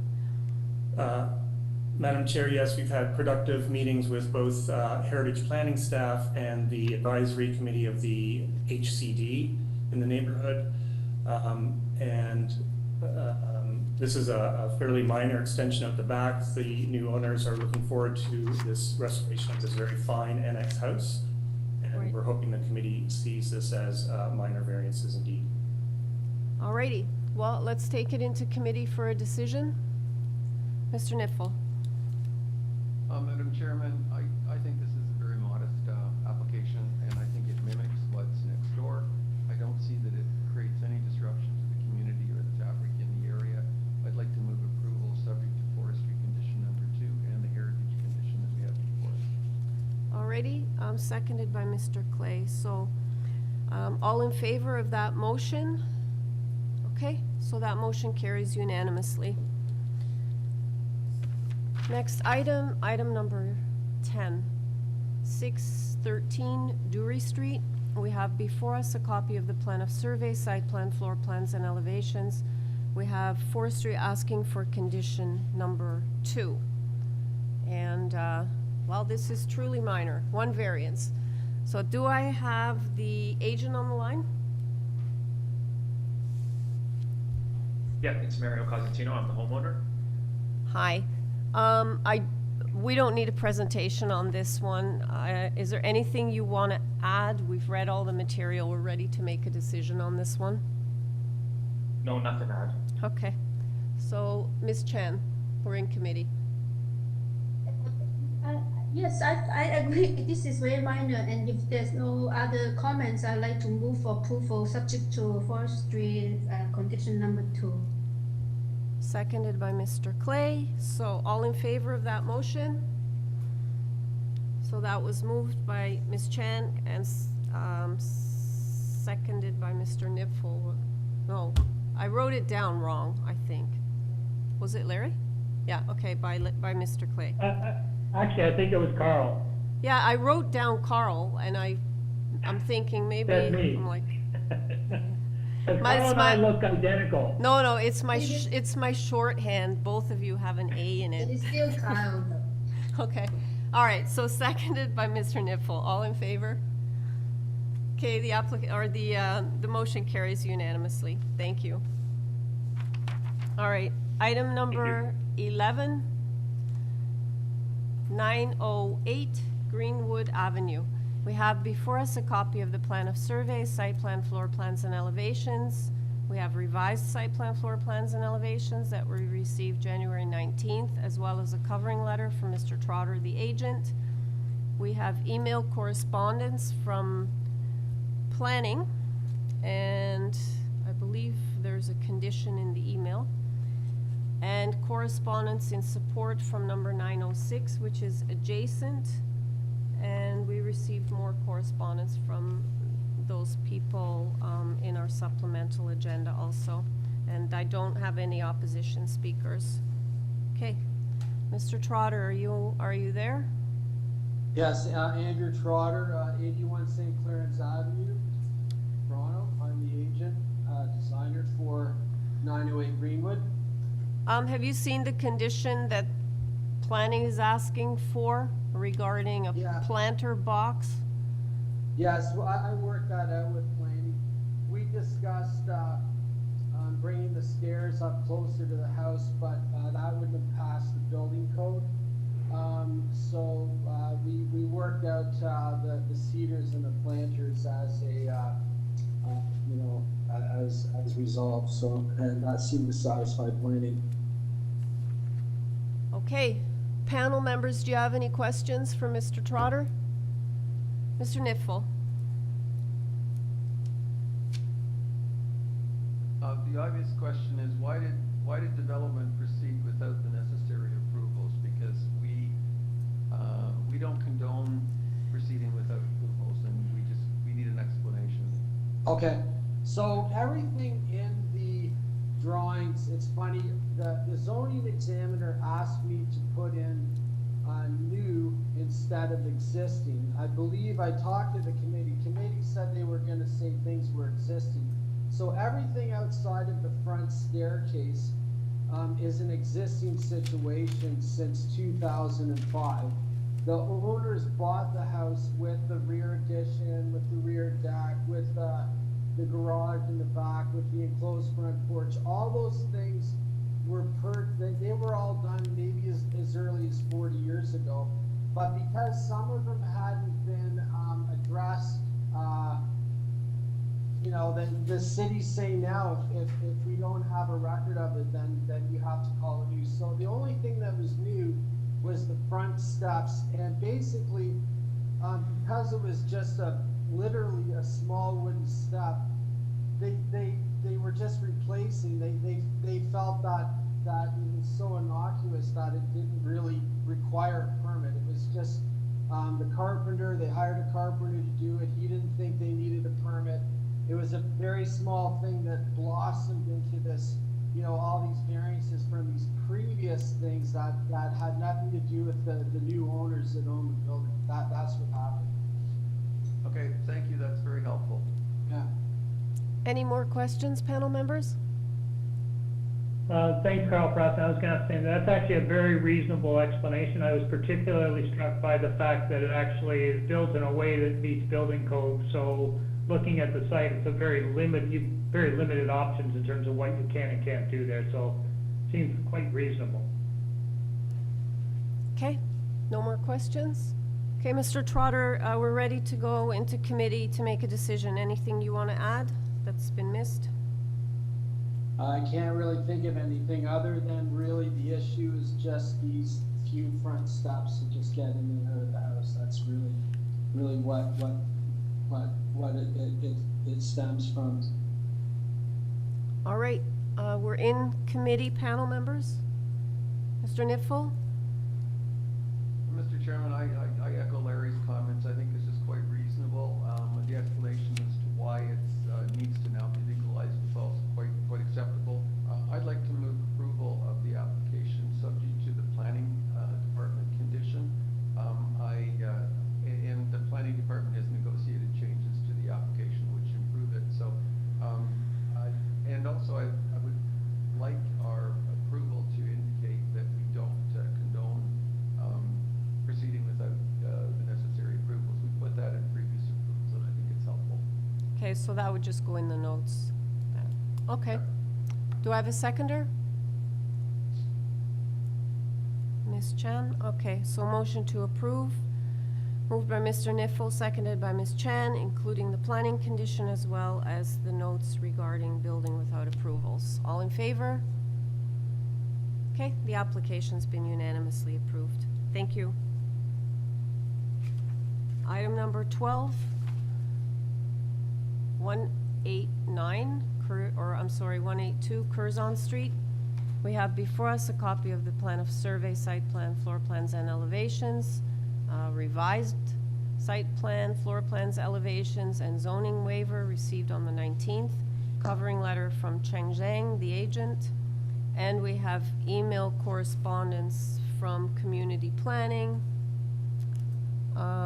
And I believe there's a condition again in the planning email, which is related force to the variance number 1 and will be approved provided that the third-story addition is constructed substantially in accordance with the dimensions shown on the revised drawings A 1.12. Okay, I do not, do you have the opposition speaker? Okay, we have one speaker in opposition. Do I have the agent on the line? Yes. Hi, can you identify yourself for the record, please? Hi, good afternoon, committees. My name is Rachel Wang.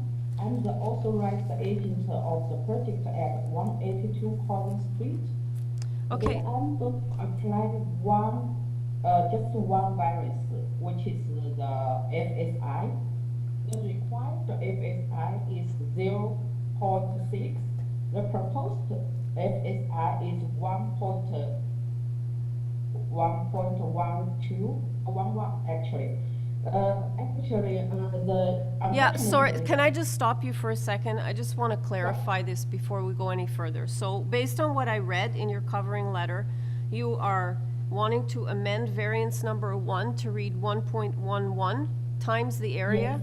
Okay, what is that in, I need the square meters. Square meters is gonna be 140.05 square meter. Okay, and then you're deleting variance number 2, is that correct? Yes, yes. Okay, so variance number 1 changes to 1.11 times the area of the lot, which equals 140.05 square meters. That's correct. Okay, so, Yeah. so we're looking at that as amended. Now, because I have a speaker who Yes. opposes the application, have you discussed these changes with any neighbors or not? No, we are. No, actually okay. not. So I need you to do a presentation for 5 minutes. We'll restart the clock, okay? Then we'll hear from the opposition, and then you can come back to answer questions, okay? Sure. Okay, go ahead. Okay, go ahead. Good afternoon, committees. My name is Rachel Wang. I'm the authorized agent of project at 182 Curzon Street. Today, I'm going to apply just one variance, which is FSI. The required FSI is 0.6. The proposed FSI is 1.11. Unfortunately, the existing FSI is 0.86. Actually, it's over the requirement already. We just add one small bedroom on the third floor, so the FSI goes to 1.11. And I check around in this area, there's lots of house which has the third floor and with high actually FSI. Okay, that's all my presentation today. All right, so I'm going to hear from the opposition, and then I'll come back to you, okay? Sure. All right. Hello, Madam Chair. My name is Marina Rapoche. My address is 25 Sproat Avenue, Toronto. Okay. We're going to start the clock now. You have 5 minutes. Go ahead. Thank you. So I am a neighbour to the west of the proposed applicant, and it's incorrect to say that in the area there are many houses with a third story. My house and then the 4 to the right of me along that section of Curzon at the corner do not have a third story. And I believe the application would not be in line with the current architecture of the area. It would also loom above my property and the neighbouring backyards. I believe 184 or 6 Curzon recently sold, and I'm not sure if the new owners have been made aware of this proposal. And finally, in addition to the privacy concerns and the style concerns, with balconies not being a prominent feature and there being a proposed balcony that would look over into our backyards, it appears that the tree declaration is not correct. There was I believe, a red oak planted in the place of an existing Norway maple, and that tree does not appear as either a city or a private tree on any of the documents provided. Thank you. Okay, thank you very much. Okay, Ms. Wang, are you there? Yes. Can you speak to the issues raised by the neighbor? Okay, actually today, we are beginning to apply for the variance of the building height. No matter we are third floor or 2 floor, the building height is satisfy of the loading requirement. So I have been there last weekend and take a run in this area. I believe in the same road, the number is 164 and the 62, they are the third floor as well. But anyway, we need to apply for the building height variance today. Okay, and the tree? Oh, the tree. Actually, in my site plan,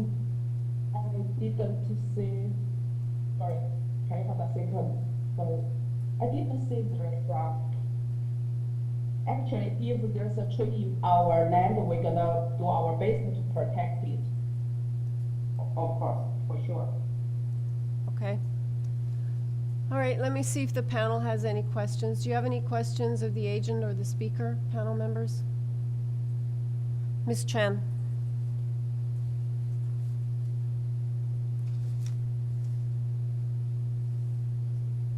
You're muted, Yim. I cannot hear. Okay, my question is, you have two decks. One is on the second floor, the second and fifth floor. Is the second floor deck existing? Yes. Okay. Yeah. Yes. Yeah. And also, a question also is, if we suggest to have some privacy screen on this deck, on the south, yes, south for side, sure. will you agree to that? I agree. I'm going to build the screen over 1.4 meters in our proposed deck, for sure. Yeah, it's like, the second floor is quite large deck, and then the third floor is sort of smaller. So I think maybe we can put some privacy screen on both deck on the south edge of the two balconies. Okay, I will do so when I apply for the building permit. Good suggestion. Any other questions?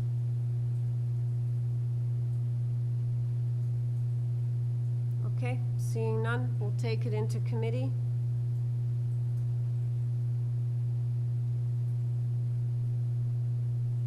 I'm happy to start, Chair. I'm sure others will chip in. I actually have no problem with this application in keeping with the area. I like the fact, in a weird way, that the massing is towards the front, given it's a corner lot, and shields a little bit of the concern from the rear neighbor that there would be limited amount of overlook as a result, and to the adjacent neighbor as well. I like Ian's suggestion about putting privacy screening. I think the first floor or second floor deck already has screening on it, but I would put a condition on any approval that privacy screening to 1.5 meters be put on the surrounding. I'd put it on all perimeters on the second floor balcony, given its location. And there are planning conditions on this, I understand? Yeah, it's in the email. Yeah. So I would, again, as long as my colleagues don't have any further comments, I'm happy to move a motion to approve with the planning conditions and the opaque screening around the third floor balcony, around the entire perimeter.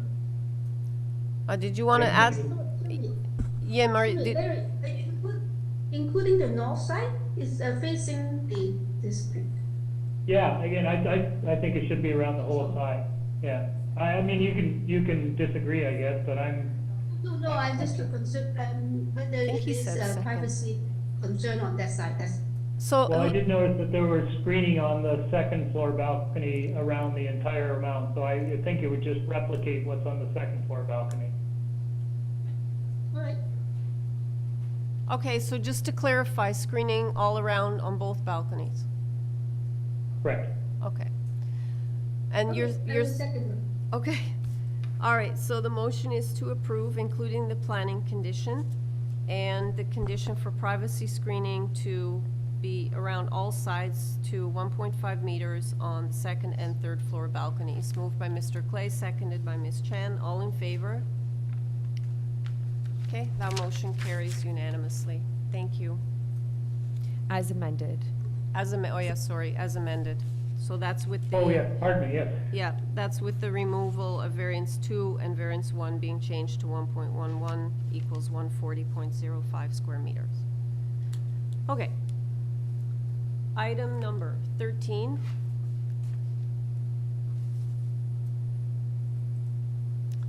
.439 Glenholme Avenue. We have before us a copy of the plan of survey, site plan, floor plans, and elevations. 8 form letters in support signed by number 437, which is adjacent.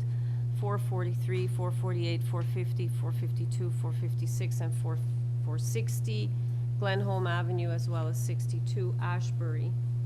And I have one speaker in opposition. Do I have the agent on the line? Yes, good afternoon. My name is Lawrence Malik. I'm the applicant, the agent for this property at 439 Glenholme Avenue. Okay, we do have a speaker in opposition, so can I ask you to do a 5-minute, no more than 5 minutes presentation, starting now? Thank you. Thank you for the opportunity to present. A lot of the variances that are at play here on this property are as a result of what I guess you could say is dealing with a legal non-conforming condition. We tend to feel that because my client is actually, it's a young couple that's looking to plan a family, so they're looking to have an addition to their home because the house is inadequate right now to support for any additional for children. We're looking simply just to build an addition above the existing building footprint, and part of it is a protruding concrete formed balcony porch, which is already encroaching within the existing front yard setback. And the proposal is to enclose the front porch, say, and to build a second story above that portion of the said porch and over the remaining existing building footprint. So as a result of the variances at play that are coming in with front yard setback and the existing front steps and issues that are dealing with landscaping in the driveway, these are all basically inherently a result of the existing building porch that's already encroaching within the existing front yard setback.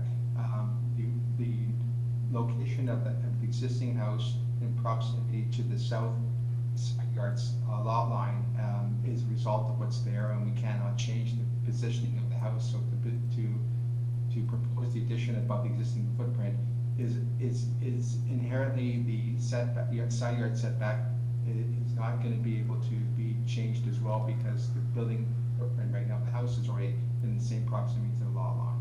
So we're simply looking to ask the committee for their support, and we certainly got a fair number of neighbors' support letters not objecting to the proposed addition.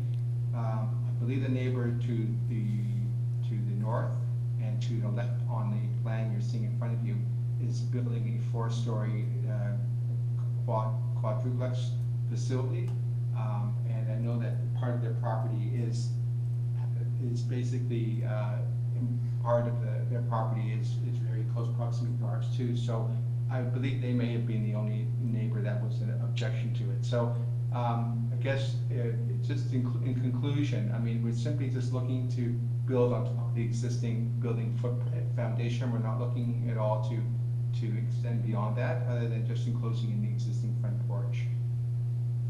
And we feel that this application, this proposed design is not in breach of or in contravention with the official plan and with the general intent and neighboring character of the neighborhood.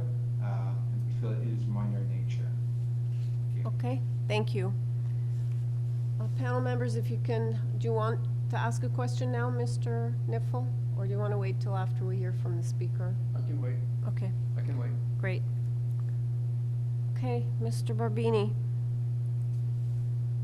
You know, it's actually myself, Dominic. Okay. I just simply wanted to come on to actually, I didn't get a chance to sign off on the letter of endorsement for the house and the project.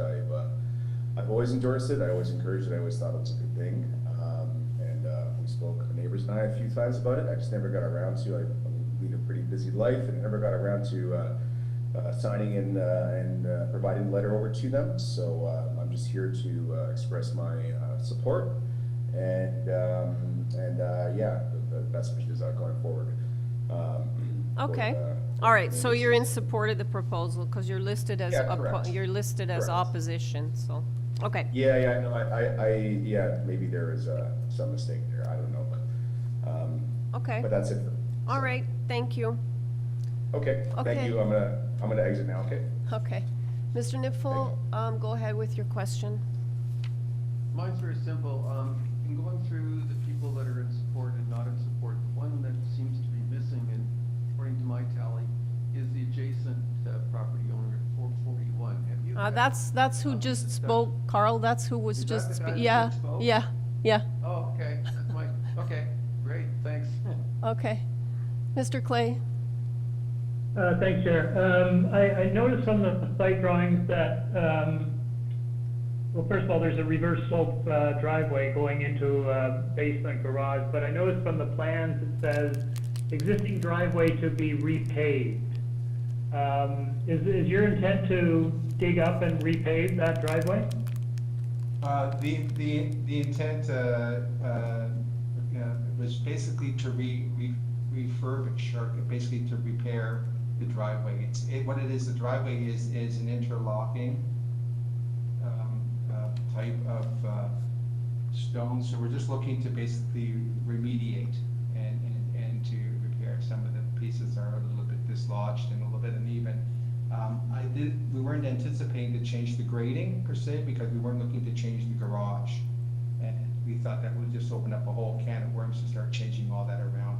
There is a drain that's indicated, a trench drain that's located at the driveway garage interface. I know that there's a lot of homes that do have reverse slope driveways, and this is a result of something from the past.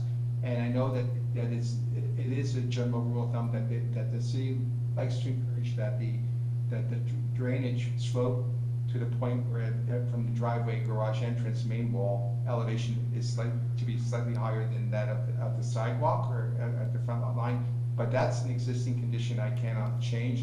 For me to start changing all the slope would be a tremendous undertaking, and we're just simply, as it indicates in the drawing, where everything from the existing structure that's indicated on the left side down is all to remain as is. We're just simply trying to do a proposed addition above the existing structure, which includes the garage itself. Yep, I understand that, and we know city staff usually, jump all over these kinds of applications, but if it's an existing condition, my only advice would be, if you were gonna replace some of the pavers, you might wanna consider putting permeable pavers in there, mainly because that would limit the runoff that actually makes its way into your drain. Right? We can certainly look into that. I'm sure that my clients, we can certainly, I can discuss that with them. We didn't get to that level of detailing, but this is something we can certainly investigate by all means. I think it's what the city was trying to do, but also I think it would probably serve your clients a little bit better, because it would manage that rundown probably better than it is being managed now. Can I ask a silly question just out of my ignorance? And just curious, I know that they're usually encouraging driveways to slope from the main wall down towards the sidewalk. Isn't it the idea to discourage runoff, stormwater to get into the municipal catch basins and to have all the water just collect onto your property, or to go into planter beds? Well, I'm not an expert, but I would suggest two things. One, wherever you have a drain, if you have a trench drain, is that water going into your sanitary? If that's the case, then yes, the city is very much discouraging that. But also, you're actually contributing to having to do some pump or some sort of, you're putting your basement at risk for flooding, and that is a concern of the city as well. Right. Okay. Well, I will discuss the permeable paving suggestion to my clients. I'm sure they'll be amenable to do what we can do. The intent right now is that we obviously, the house, if you were to look at the notice that was posted, and maybe if you don't mind, whoever's involved with the audio visuals, if they can just post the notice of the sign on the property, if you don't mind, it's part of the evidence that was presented. And it's just to help to illustrate a point to the committee, that if you look at the photograph that's showing the posting of the sign, I'm sorry to do this to you, but I think you'll understand my point when you see this as evidence.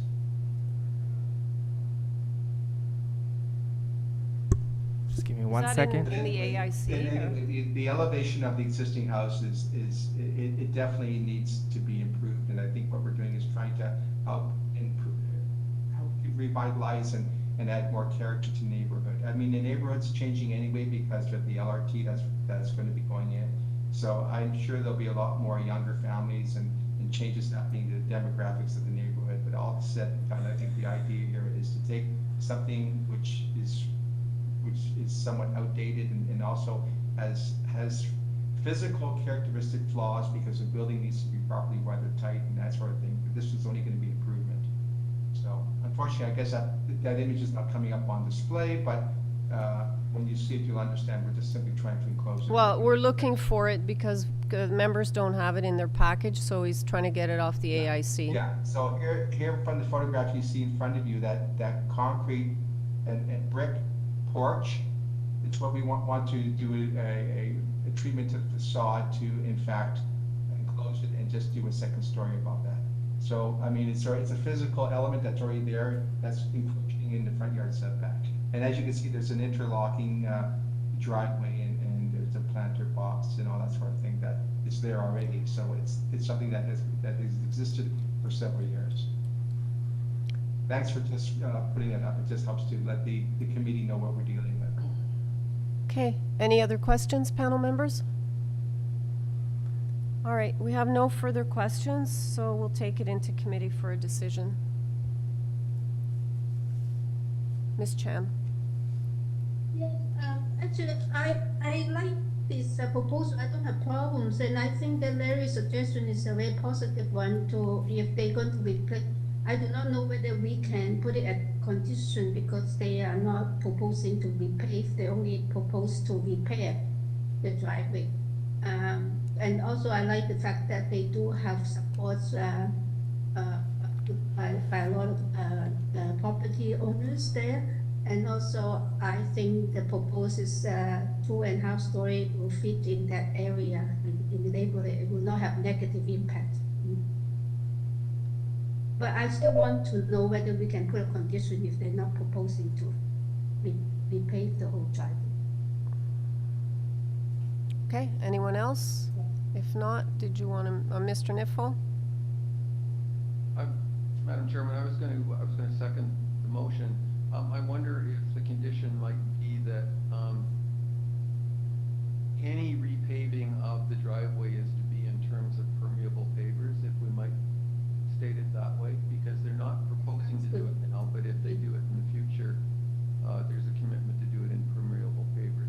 I agree that Larry's suggestion is a good one. Okay, I agree. I think that satisfies me too. Yeah. Okay, so are you moving the motion then, Ms. Chan? Okay. Yes. I move a motion with that condition about the driveway.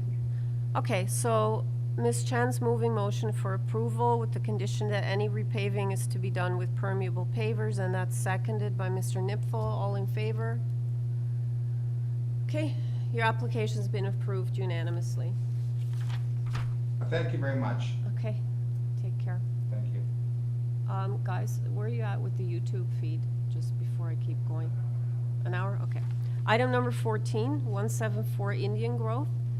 We have before us a copy of the plan of survey, site plan, floor plans, and elevations, a covering letter from the agent, previous decisions affecting the property, email correspondence between the agent and the assistant planner, presentation materials from the agent. We have a staff report from community planning that is recommending refusal.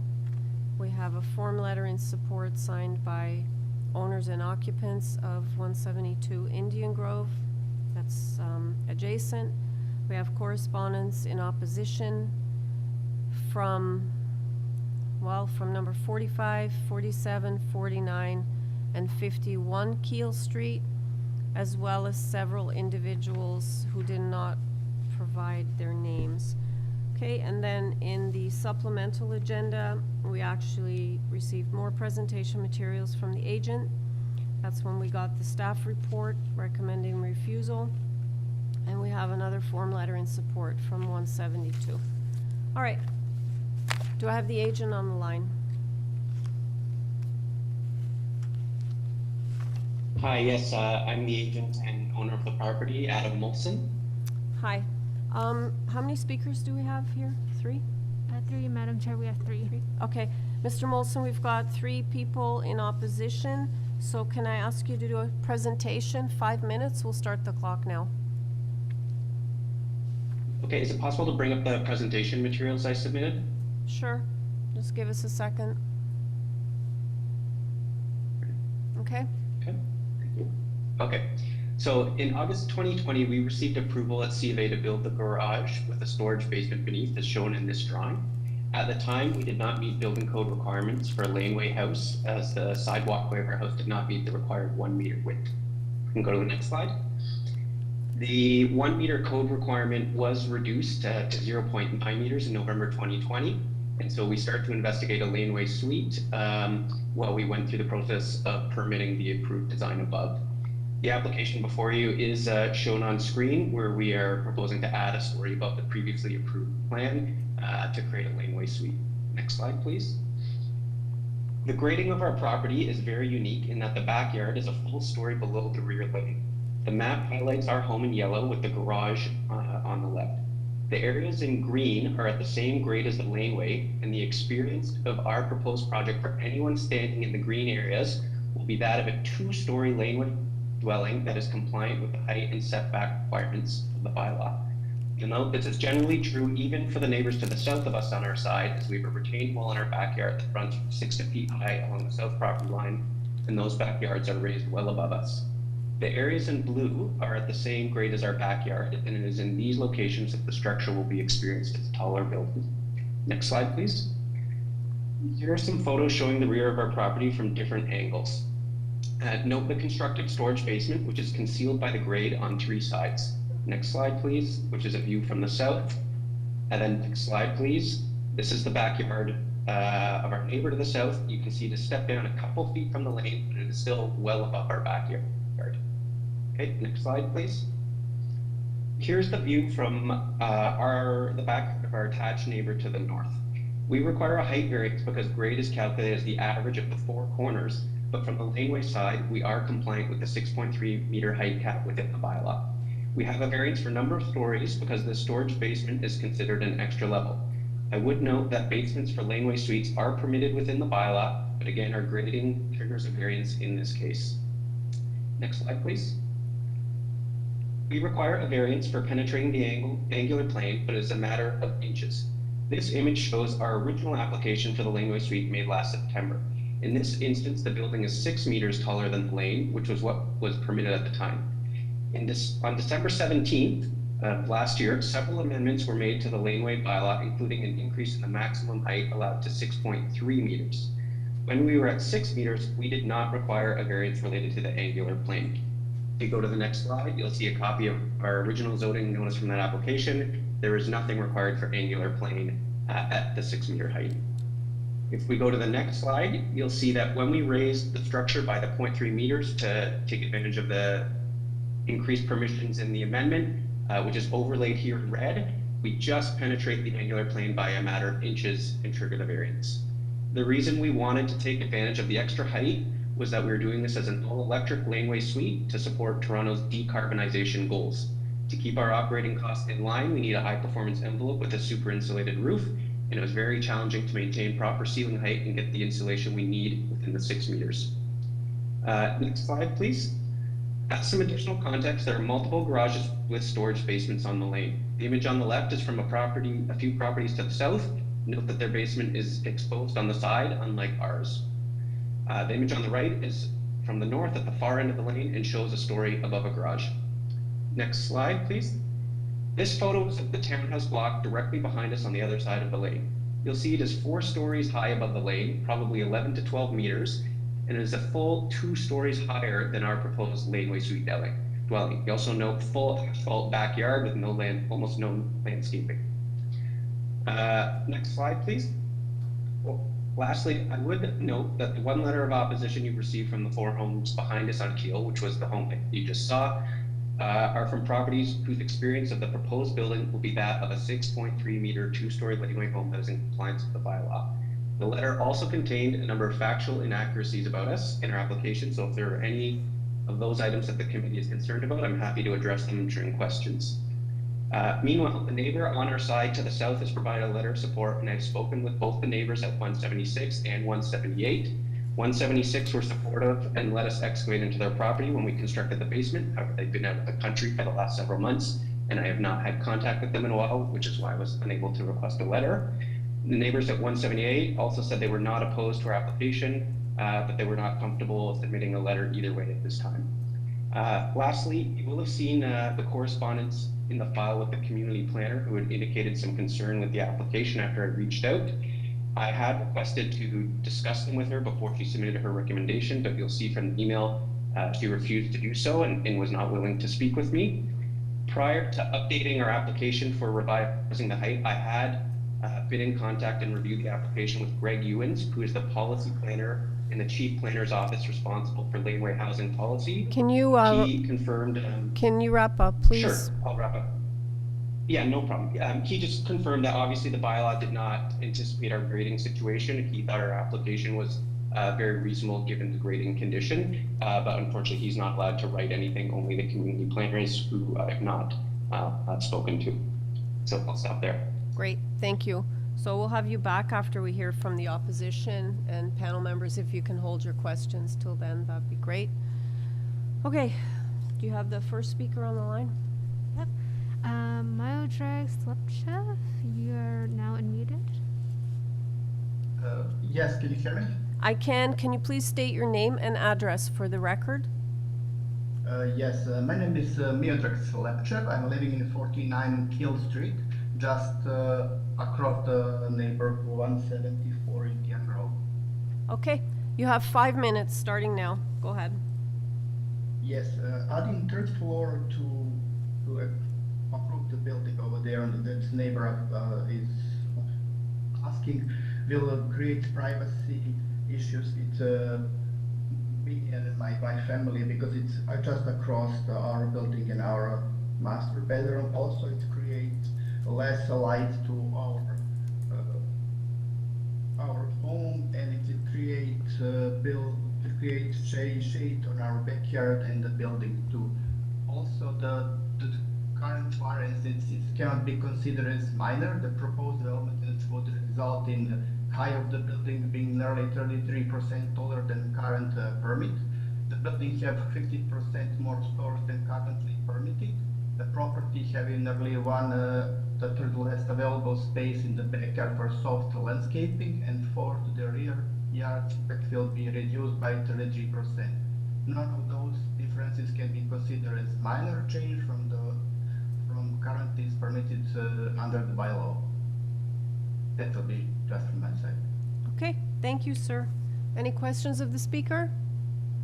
Okay, can I have the next speaker?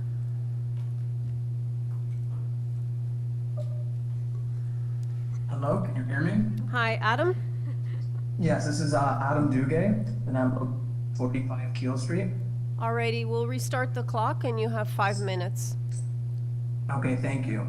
So as per the submission letter Christine and I signed, most of the variances, as we feel, as the stated, that they are not minor. The first variance that I'll speak to, and which we had or take great concern with, is the increased height of the ancillary building, which according to requested variances, it states that it'll be almost 2 meters above the maximum 6 meters, which we don't consider minor. The second variance, which we are very concerned about, is adding a third story. Again, this is not minor, considering the maximum stories for a laneway suite is 2 stories. As to the ancillary building being moved forward, we also believe that this variance will encroach on the laneway and potentially impede traffic. Or we do not believe that penetrating the angular plane under variance. Lastly, I'd also like to state that we feel that throughout this whole process, there hasn't really been any good communication with us, which is unfortunate as well. Thank you for your time. Okay, thank you. Any questions of the speaker? Okay, seeing none, thank you. And our final speakers? So this is Sasha Miladinovich. I'm in 47 Kill Street, and I just want to emphasize the same concerns that Miodrag and Adam already brought up, especially concerns about impeding the traffic and privacy issues, because like it's really close to the alleyway, and those two issues are significant and could not be considered minor, as other speaker already mentioned. So, Okay, okay, sir. Any questions for the speaker? Seeing none. Okay, Mr. Molson, are you there? Yes, I'm here. Hi, you have 5 minutes to address the issues that were raised here. Sure.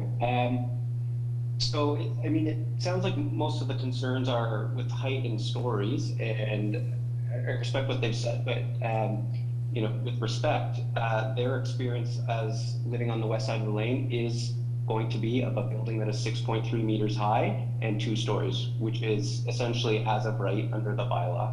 So I think the city has made it clear that that is acceptable in this condition.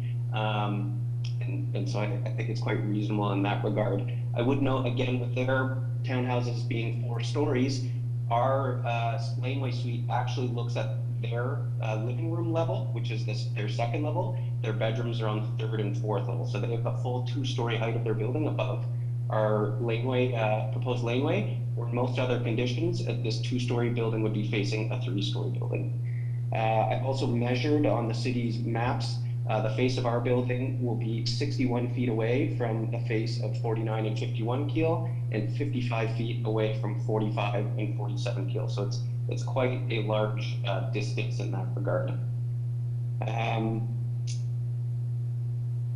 I think, maybe just the last thing is on our presentation materials, I just want to address in their letter the suggestion that we created the grading situation. We're somehow fabricating this, and that we were taking advantage of a situation that we created. If you go to slide 14 in our presentation materials, that is a photo of the rear of the property from 5 years ago when we purchased it, clearly showing that the grade has always been 1 full story below. We did no engineering of that grading whatsoever. So that's the photo there. So this has been the grading for a long, long time. We did not disturb that. I think maybe it was just when we excavated for the storage level, that's what mistakenly gave them that impression. Okay, let's see if there's any questions for you. Ms. Chan, and then Mr. Niffel. Yeah, just a small question, because I just try to understand. It's like for these photos, if there's no garages on those properties that with such a great difference in 2 grades, are there retaining wall along this property at the moment, or when they don't have garages? Yeah, I'm not totally sure I understand. So the property to the south of me, there is a retaining wall in the backyard behind the houses, but at the parking areas, the grade is, it's a very slight slope, but they're very close to flush at the parking levels on both adjoining sides. The reason why I ask is that it is that they have to build something there. I mean, for your property, for example, is that either you will replace those retaining wall or build the garage there as retaining Yes, correct. Had we not gotten permission for the storage level and just went to build a 2-story laneway house above, the height and massing would have been identical. And so, that was the feedback we got from the policy planner, that we simply, utilized that grade, and they thought this was completely acceptable and reasonable. Okay, thank you. Okay, Mr. Niffel? I think you're muted. You had a photograph of the rear of the properties on Keel Street. Could we get that up again? A little earlier, yeah, there. So I lack of privacy. So this is what you see from the laneway, looking towards the Keel properties. And as you've indicated, you'll be providing a similar situation to the first 2 stories here. You've got a garage and then a story on top of that. Am I misreading this, or I just want to make sure I've got it right, because I don't understand some of the objections. So basically, what you're proposing on your side of the lane is a garage and a residential area above it, which is very similar to what exists on the Keel Street properties. Correct. The use would match the bottom 2 levels of their 4-story buildings. Okay, thank you very much. Any further questions? All right, let's take it into committee. Ms. Chan? Okay, I have really no problem with this proposal, and I do understand how the difference in the finished grades that exaggerate some of these variances, the number of these variances, but in actual condition is actually just a very normal 2-story laneway house, and I have no problem supporting this proposal. Anyone else? Mr. Clay?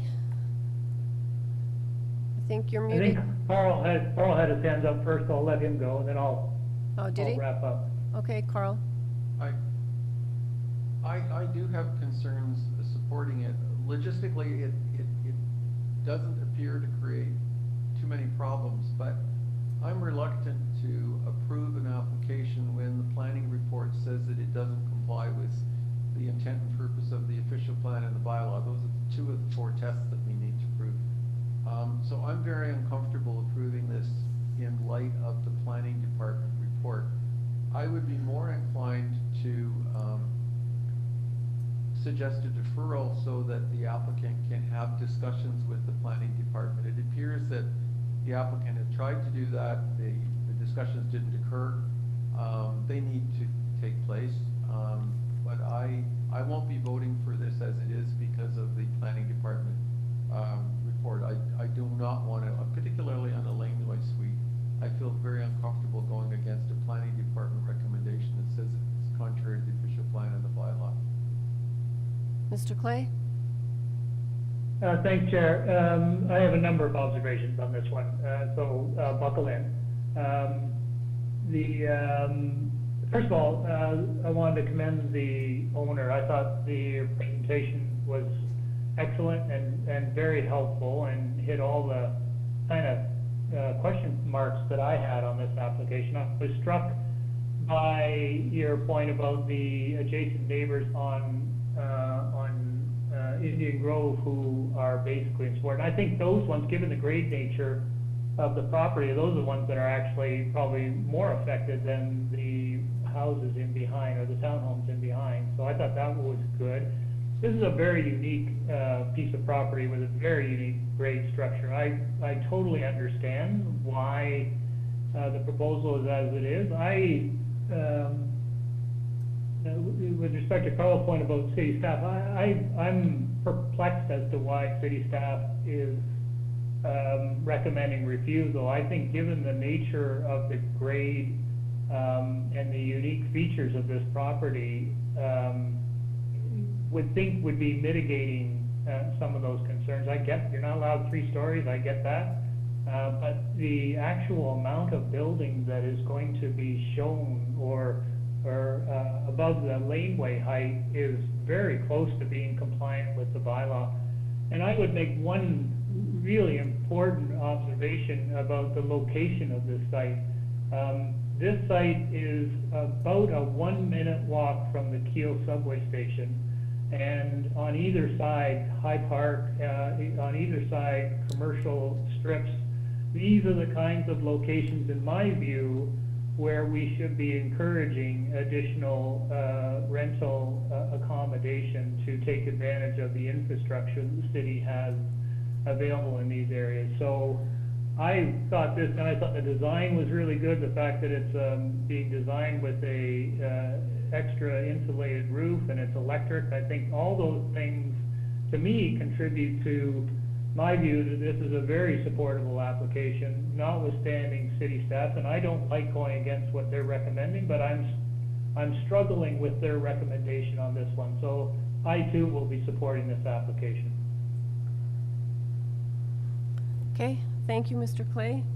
I have to say that I'm somewhat conflicted on this one. Laneway Suites are always challenging, and I do agree that the grade is, yeah, somewhat challenging in this case because it is so unique. Having the 2 stories on the driveway side, or on the laneway side rather, versus 3 facing the house. I guess from my perspective, looking at 3 stories from the neighbor's perspective, although I haven't heard from them, it seems to me like it's quite a bit of mass. So I would be inclined to agree with the planning's position on this one. So that's my comment on this. So I need a motion. Ms. Chan.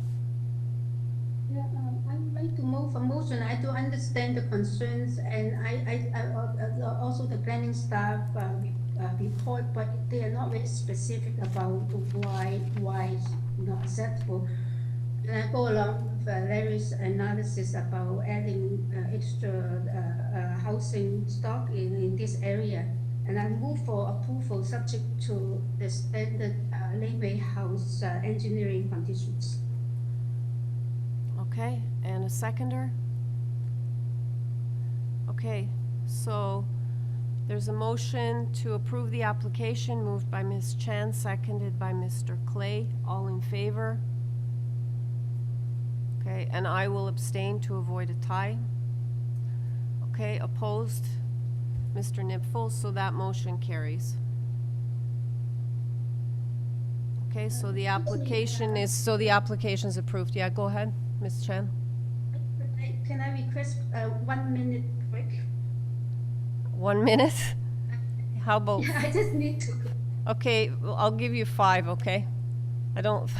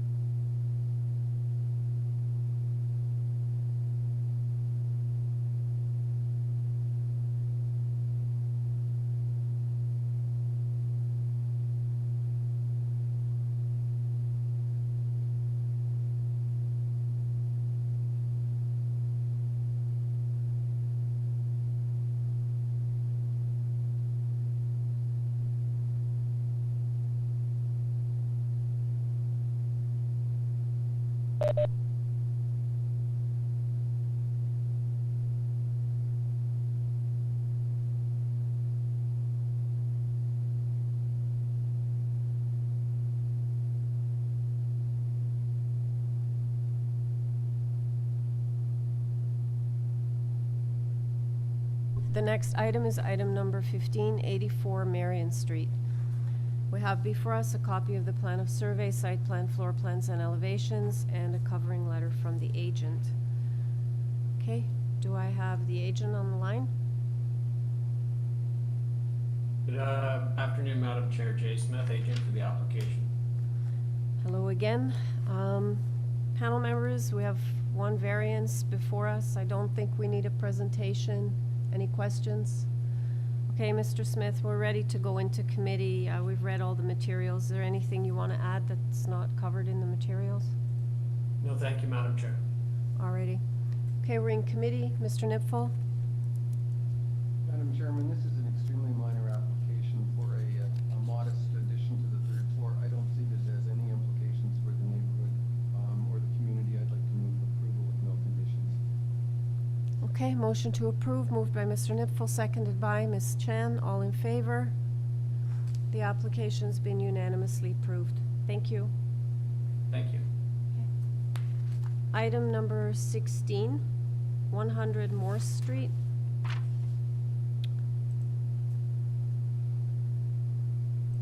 Okay, we have before us a copy of the plan of survey, site plan, floor plans, and elevations, revised of all of the aforementioned that was received the 17th, covering letter from Mr. Barrett, the agent, as well as email correspondence.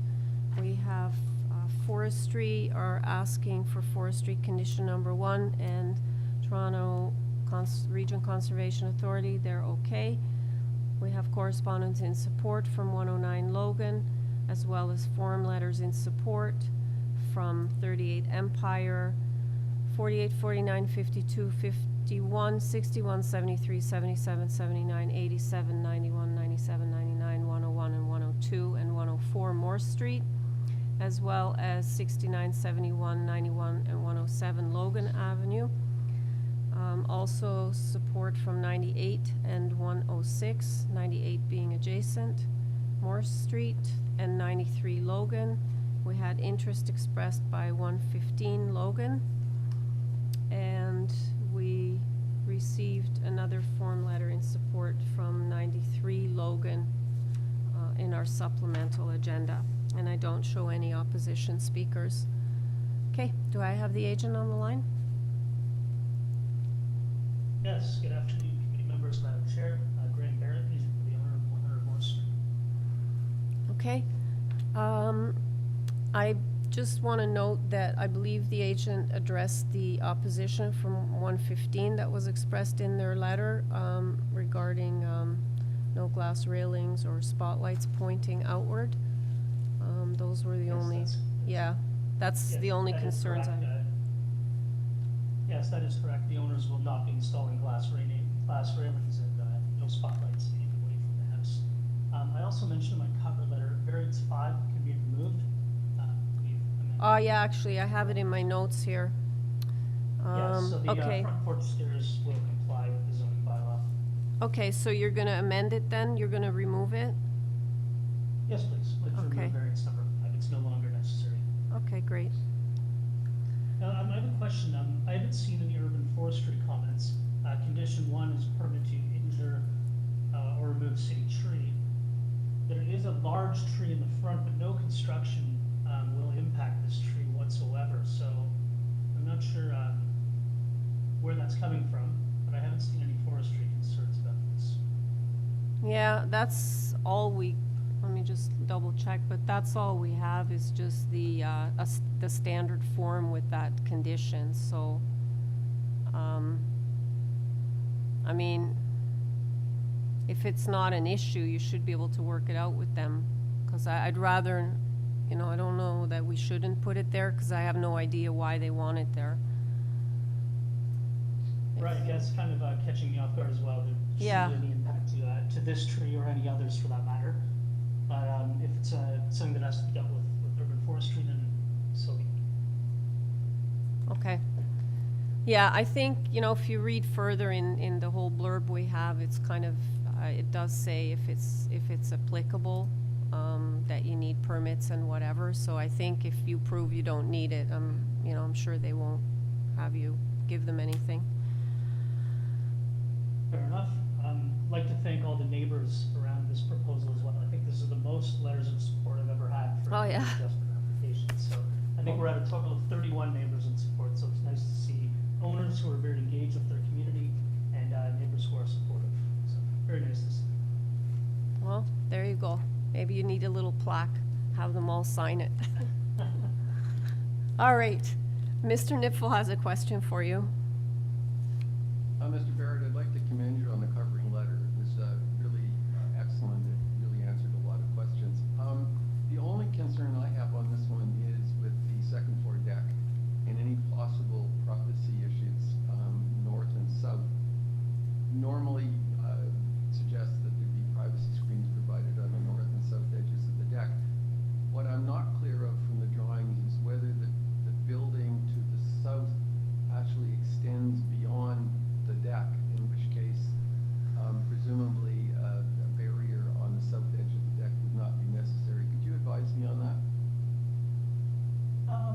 If you can scroll back up to kind of context map that was in the drawings that you're looking at. I'm not sure. I believe let me pull up my own presentation materials and see where the wall will be dwelling to the south is in relation to the. Best as I could understand, your rear wall and the rear wall to the south appear to be about the same, in which case privacy screening on the south of the deck would make sense, but I didn't want to put that in as a condition if in fact I'd misread the drawing.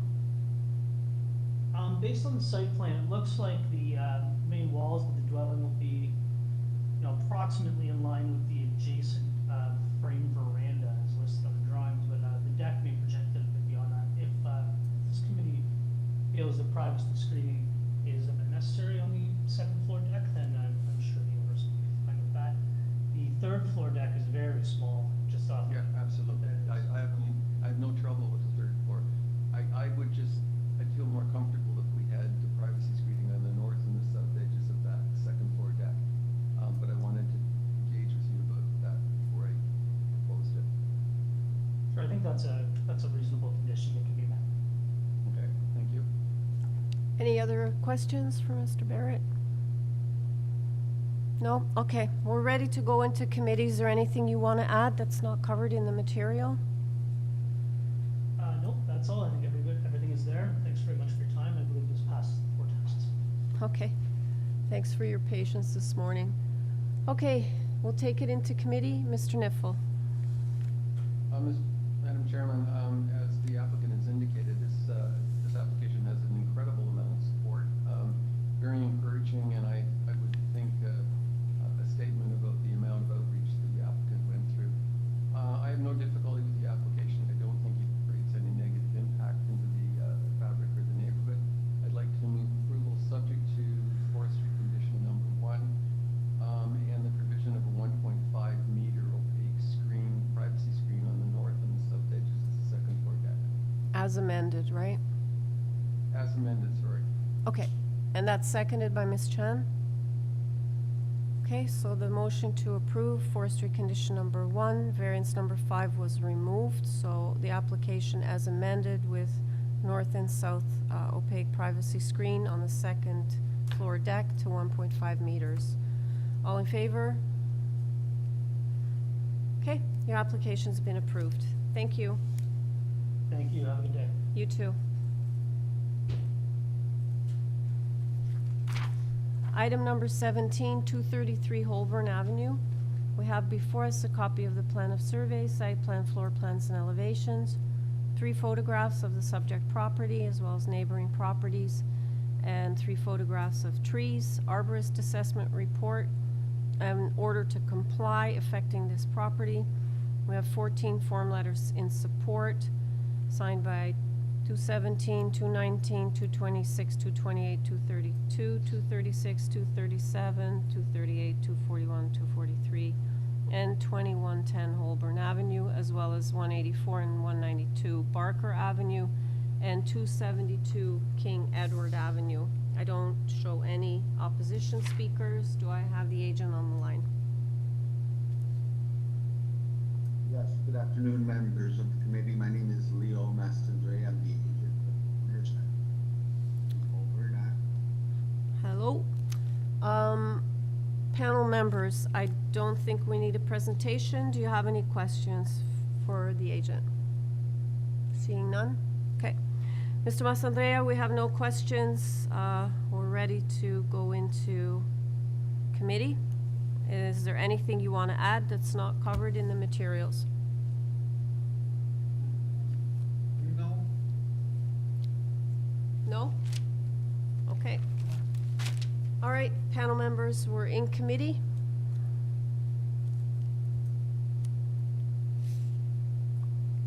Mr. Clay? Sure, Chair, I'll start. I'll just start by saying, of course, we don't, in any case, condone this type of work being done without the benefit of the building permit or getting the required variances. Having said that, porch enclosures are fairly common, fairly routine, and just looking at the former structure of this porch, it was probably long overdue to do something to fix it up. So I don't think that this has a material impact. I think the next door neighbor has done the same thing. I don't think it is out of character with the neighborhood or the street. I think it's a fairly straightforward application, and I'd like to move approval. No conditions. Okay, do I have a seconder? Mr. Nipfel, so motion to approve, moved by Mr. Clay, seconded by Mr. Nipfel. All in favor? The application's been unanimously approved. Thank you. Item number 18, 37 Eastwood Road. We have before us a copy of the plan of survey, site plan, floor plans, and elevations, 5 photographs of the subject property. We have email correspondence from the agent, several pieces of email correspondence. We have email correspondence from the planner, which is asking for a condition. Variance number 1 related to the rear second-story roof deck shall be constructed with privacy or fencing that is permanent, located on the easterly edges of the deck, measuring at least 1.5 meters in height. And forestry is asking for condition number 2. Correspondence in support from number 35, which is adjacent 87 Gainsborough Road, as well as 41 Eastwood Road. And we have a petition signed by residents at 38, 39, which is adjacent 45, 47, and 57 Eastwood Road. So both adjacent neighbors are in support. Do I have the agent on the line? I don't have any opposition speakers. Good afternoon, Madam Chair, members. My name is Dimitri Bazios, and I'm the agent for this application. Hi. Panel members, do you need a presentation? No? Do you have any questions for the agent?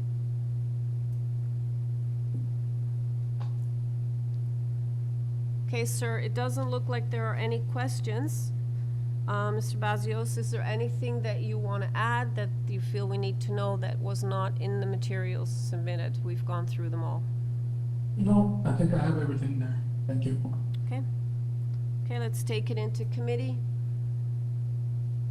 Ms. Chan? Yeah, I can start. I think that the proposal that this should have the bad, it will not create too much negative impact. And also, quite a few of these variances are triggered by the existing condition. And if there are any comments, I would like to move for approval subject to conditions, the forestry number 2 conditions, and also the staff planning condition that put a privacy screen on the second floor. Okay, and Carl, you're seconding? All right, so the motion is... Question. Oh, okay, go. Question first, Madam Chair. I don't understand why the planning condition is asking for privacy screen only on the east side. Unless I've missed something, it would appear that if the east side needs privacy screening, so does the west side, so that I think it should be on both sides. Okay, are you asking Ms. Chan to modify then? Yeah, it's fine with me, yeah. Okay. And I'd be happy to second it. Okay, so with that modification to the staff condition, so on both the east and west side of the deck, and forestry condition number 2, motion moved by Ms. Chan, seconded by Mr. Nipfel. All in favor? Okay, your application's been approved unanimously with that, with those 2 conditions. Thank you very much. Okay. Have a good day. You too. Bye. Item number 19, 1790 Bloor Street West. We have before us a copy of the plan of survey, site plan, floor plans, and elevations, as well as a previous decision affecting the property. And do I have the agent on the line? Actually, the solicitor. Hi, Matthew. You've been unmuted. Hi there. Are you able to hear me? I can. Go ahead. Can I have your name for the record? And then I'm not sure. I think we'll probably just go to questions. Yes, Madam Chair. The name is Matthew Rutledge. I'm a lawyer at Vogler Rubinoff LLP, and my principal is Joel Farber. He is the named agent on the application form. All right. Thanks. Panel members, do you have any questions for Mr. Rutledge? Mr. Clay, then Mr. Nipfel. This is a very unique site, and it is across the street from High Park. And while I don't have any, frankly, difficulty with what you're proposing, what is the zoning for that strip of North Bloor? Is it residential, Bill? Yes, Member Clay, it is zoned as R residential. Don't want to belabor this, but just to the west, there was a fairly significant multi-story condominium constructed there recently, so that would require rezoning. The R1 residential allows for single-family dwellings right now, is that correct? Yes, that is correct. The site was also previously zoned under the former City of Toronto bylaw as R4, and the uses at the time included clinics, which would have permitted a dental office. And I don't know if you would prefer to have just like a brief history of the use of the site to just give you an idea of how this dental practice currently exists where it is. Yeah, I'm familiar with that area, and I know that there have been several dentists and other types of professional facilities in the existing homes. I'm just more curious about, quite frankly, whether a single family home is the most appropriate use for that strip of Bloor, but that's a bigger issue for not today. And thank you. And I just wanted to briefly draw attention to the board that I had noticed when reviewing the materials that the drawings for the basement of the property were not uploaded. And I have since sent them in to Jacob Cockrell to be provided to the board, and he has advised that they will be uploaded to the matter.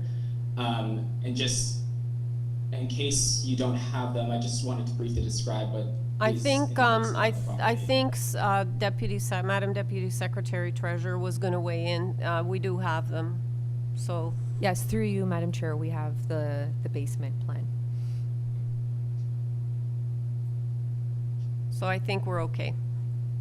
Okay, I just wanted to clarify that although the basement plans do demonstrate that there is a dental staff kitchen and staff washroom among storage area in the basement, the minor variance sought today remains the same. It's just to permit the dental use at the property, and all of the basement uses, being the staff kitchen, is an ancillary use to the dental office.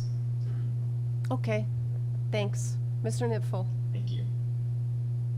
Yeah, like my colleague, Mr. Clay, I don't have trouble with this application either, but I don't understand where the access is to the residential unit. I'm looking at the main floor plan, and according to the second floor plan, the stairs should be coming down where the vestibule is. So I'm either misreading something or there's something wrong with the plans. Where do you enter the residential unit from the ground floor, main floor?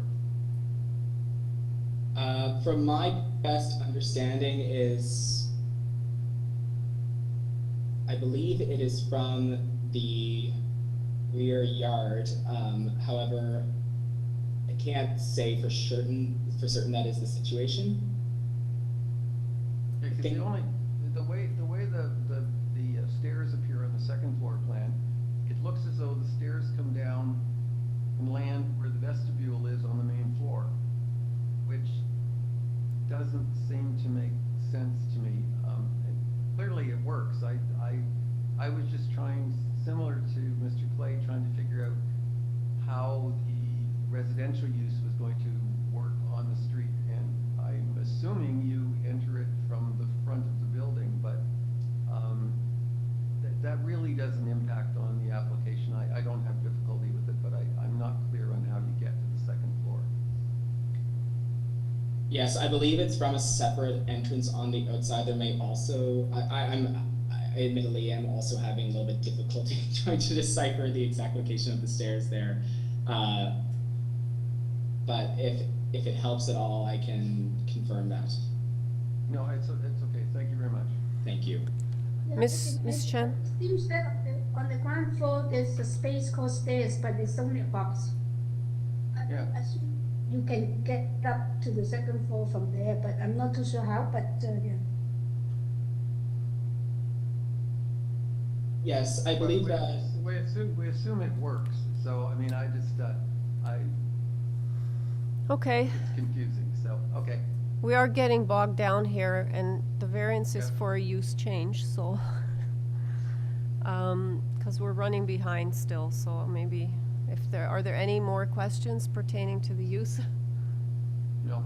Okay, so we're ready to go into committee then, Mr. Rutledge, unless there's anything else that is absolutely not covered in the materials, that you want to add?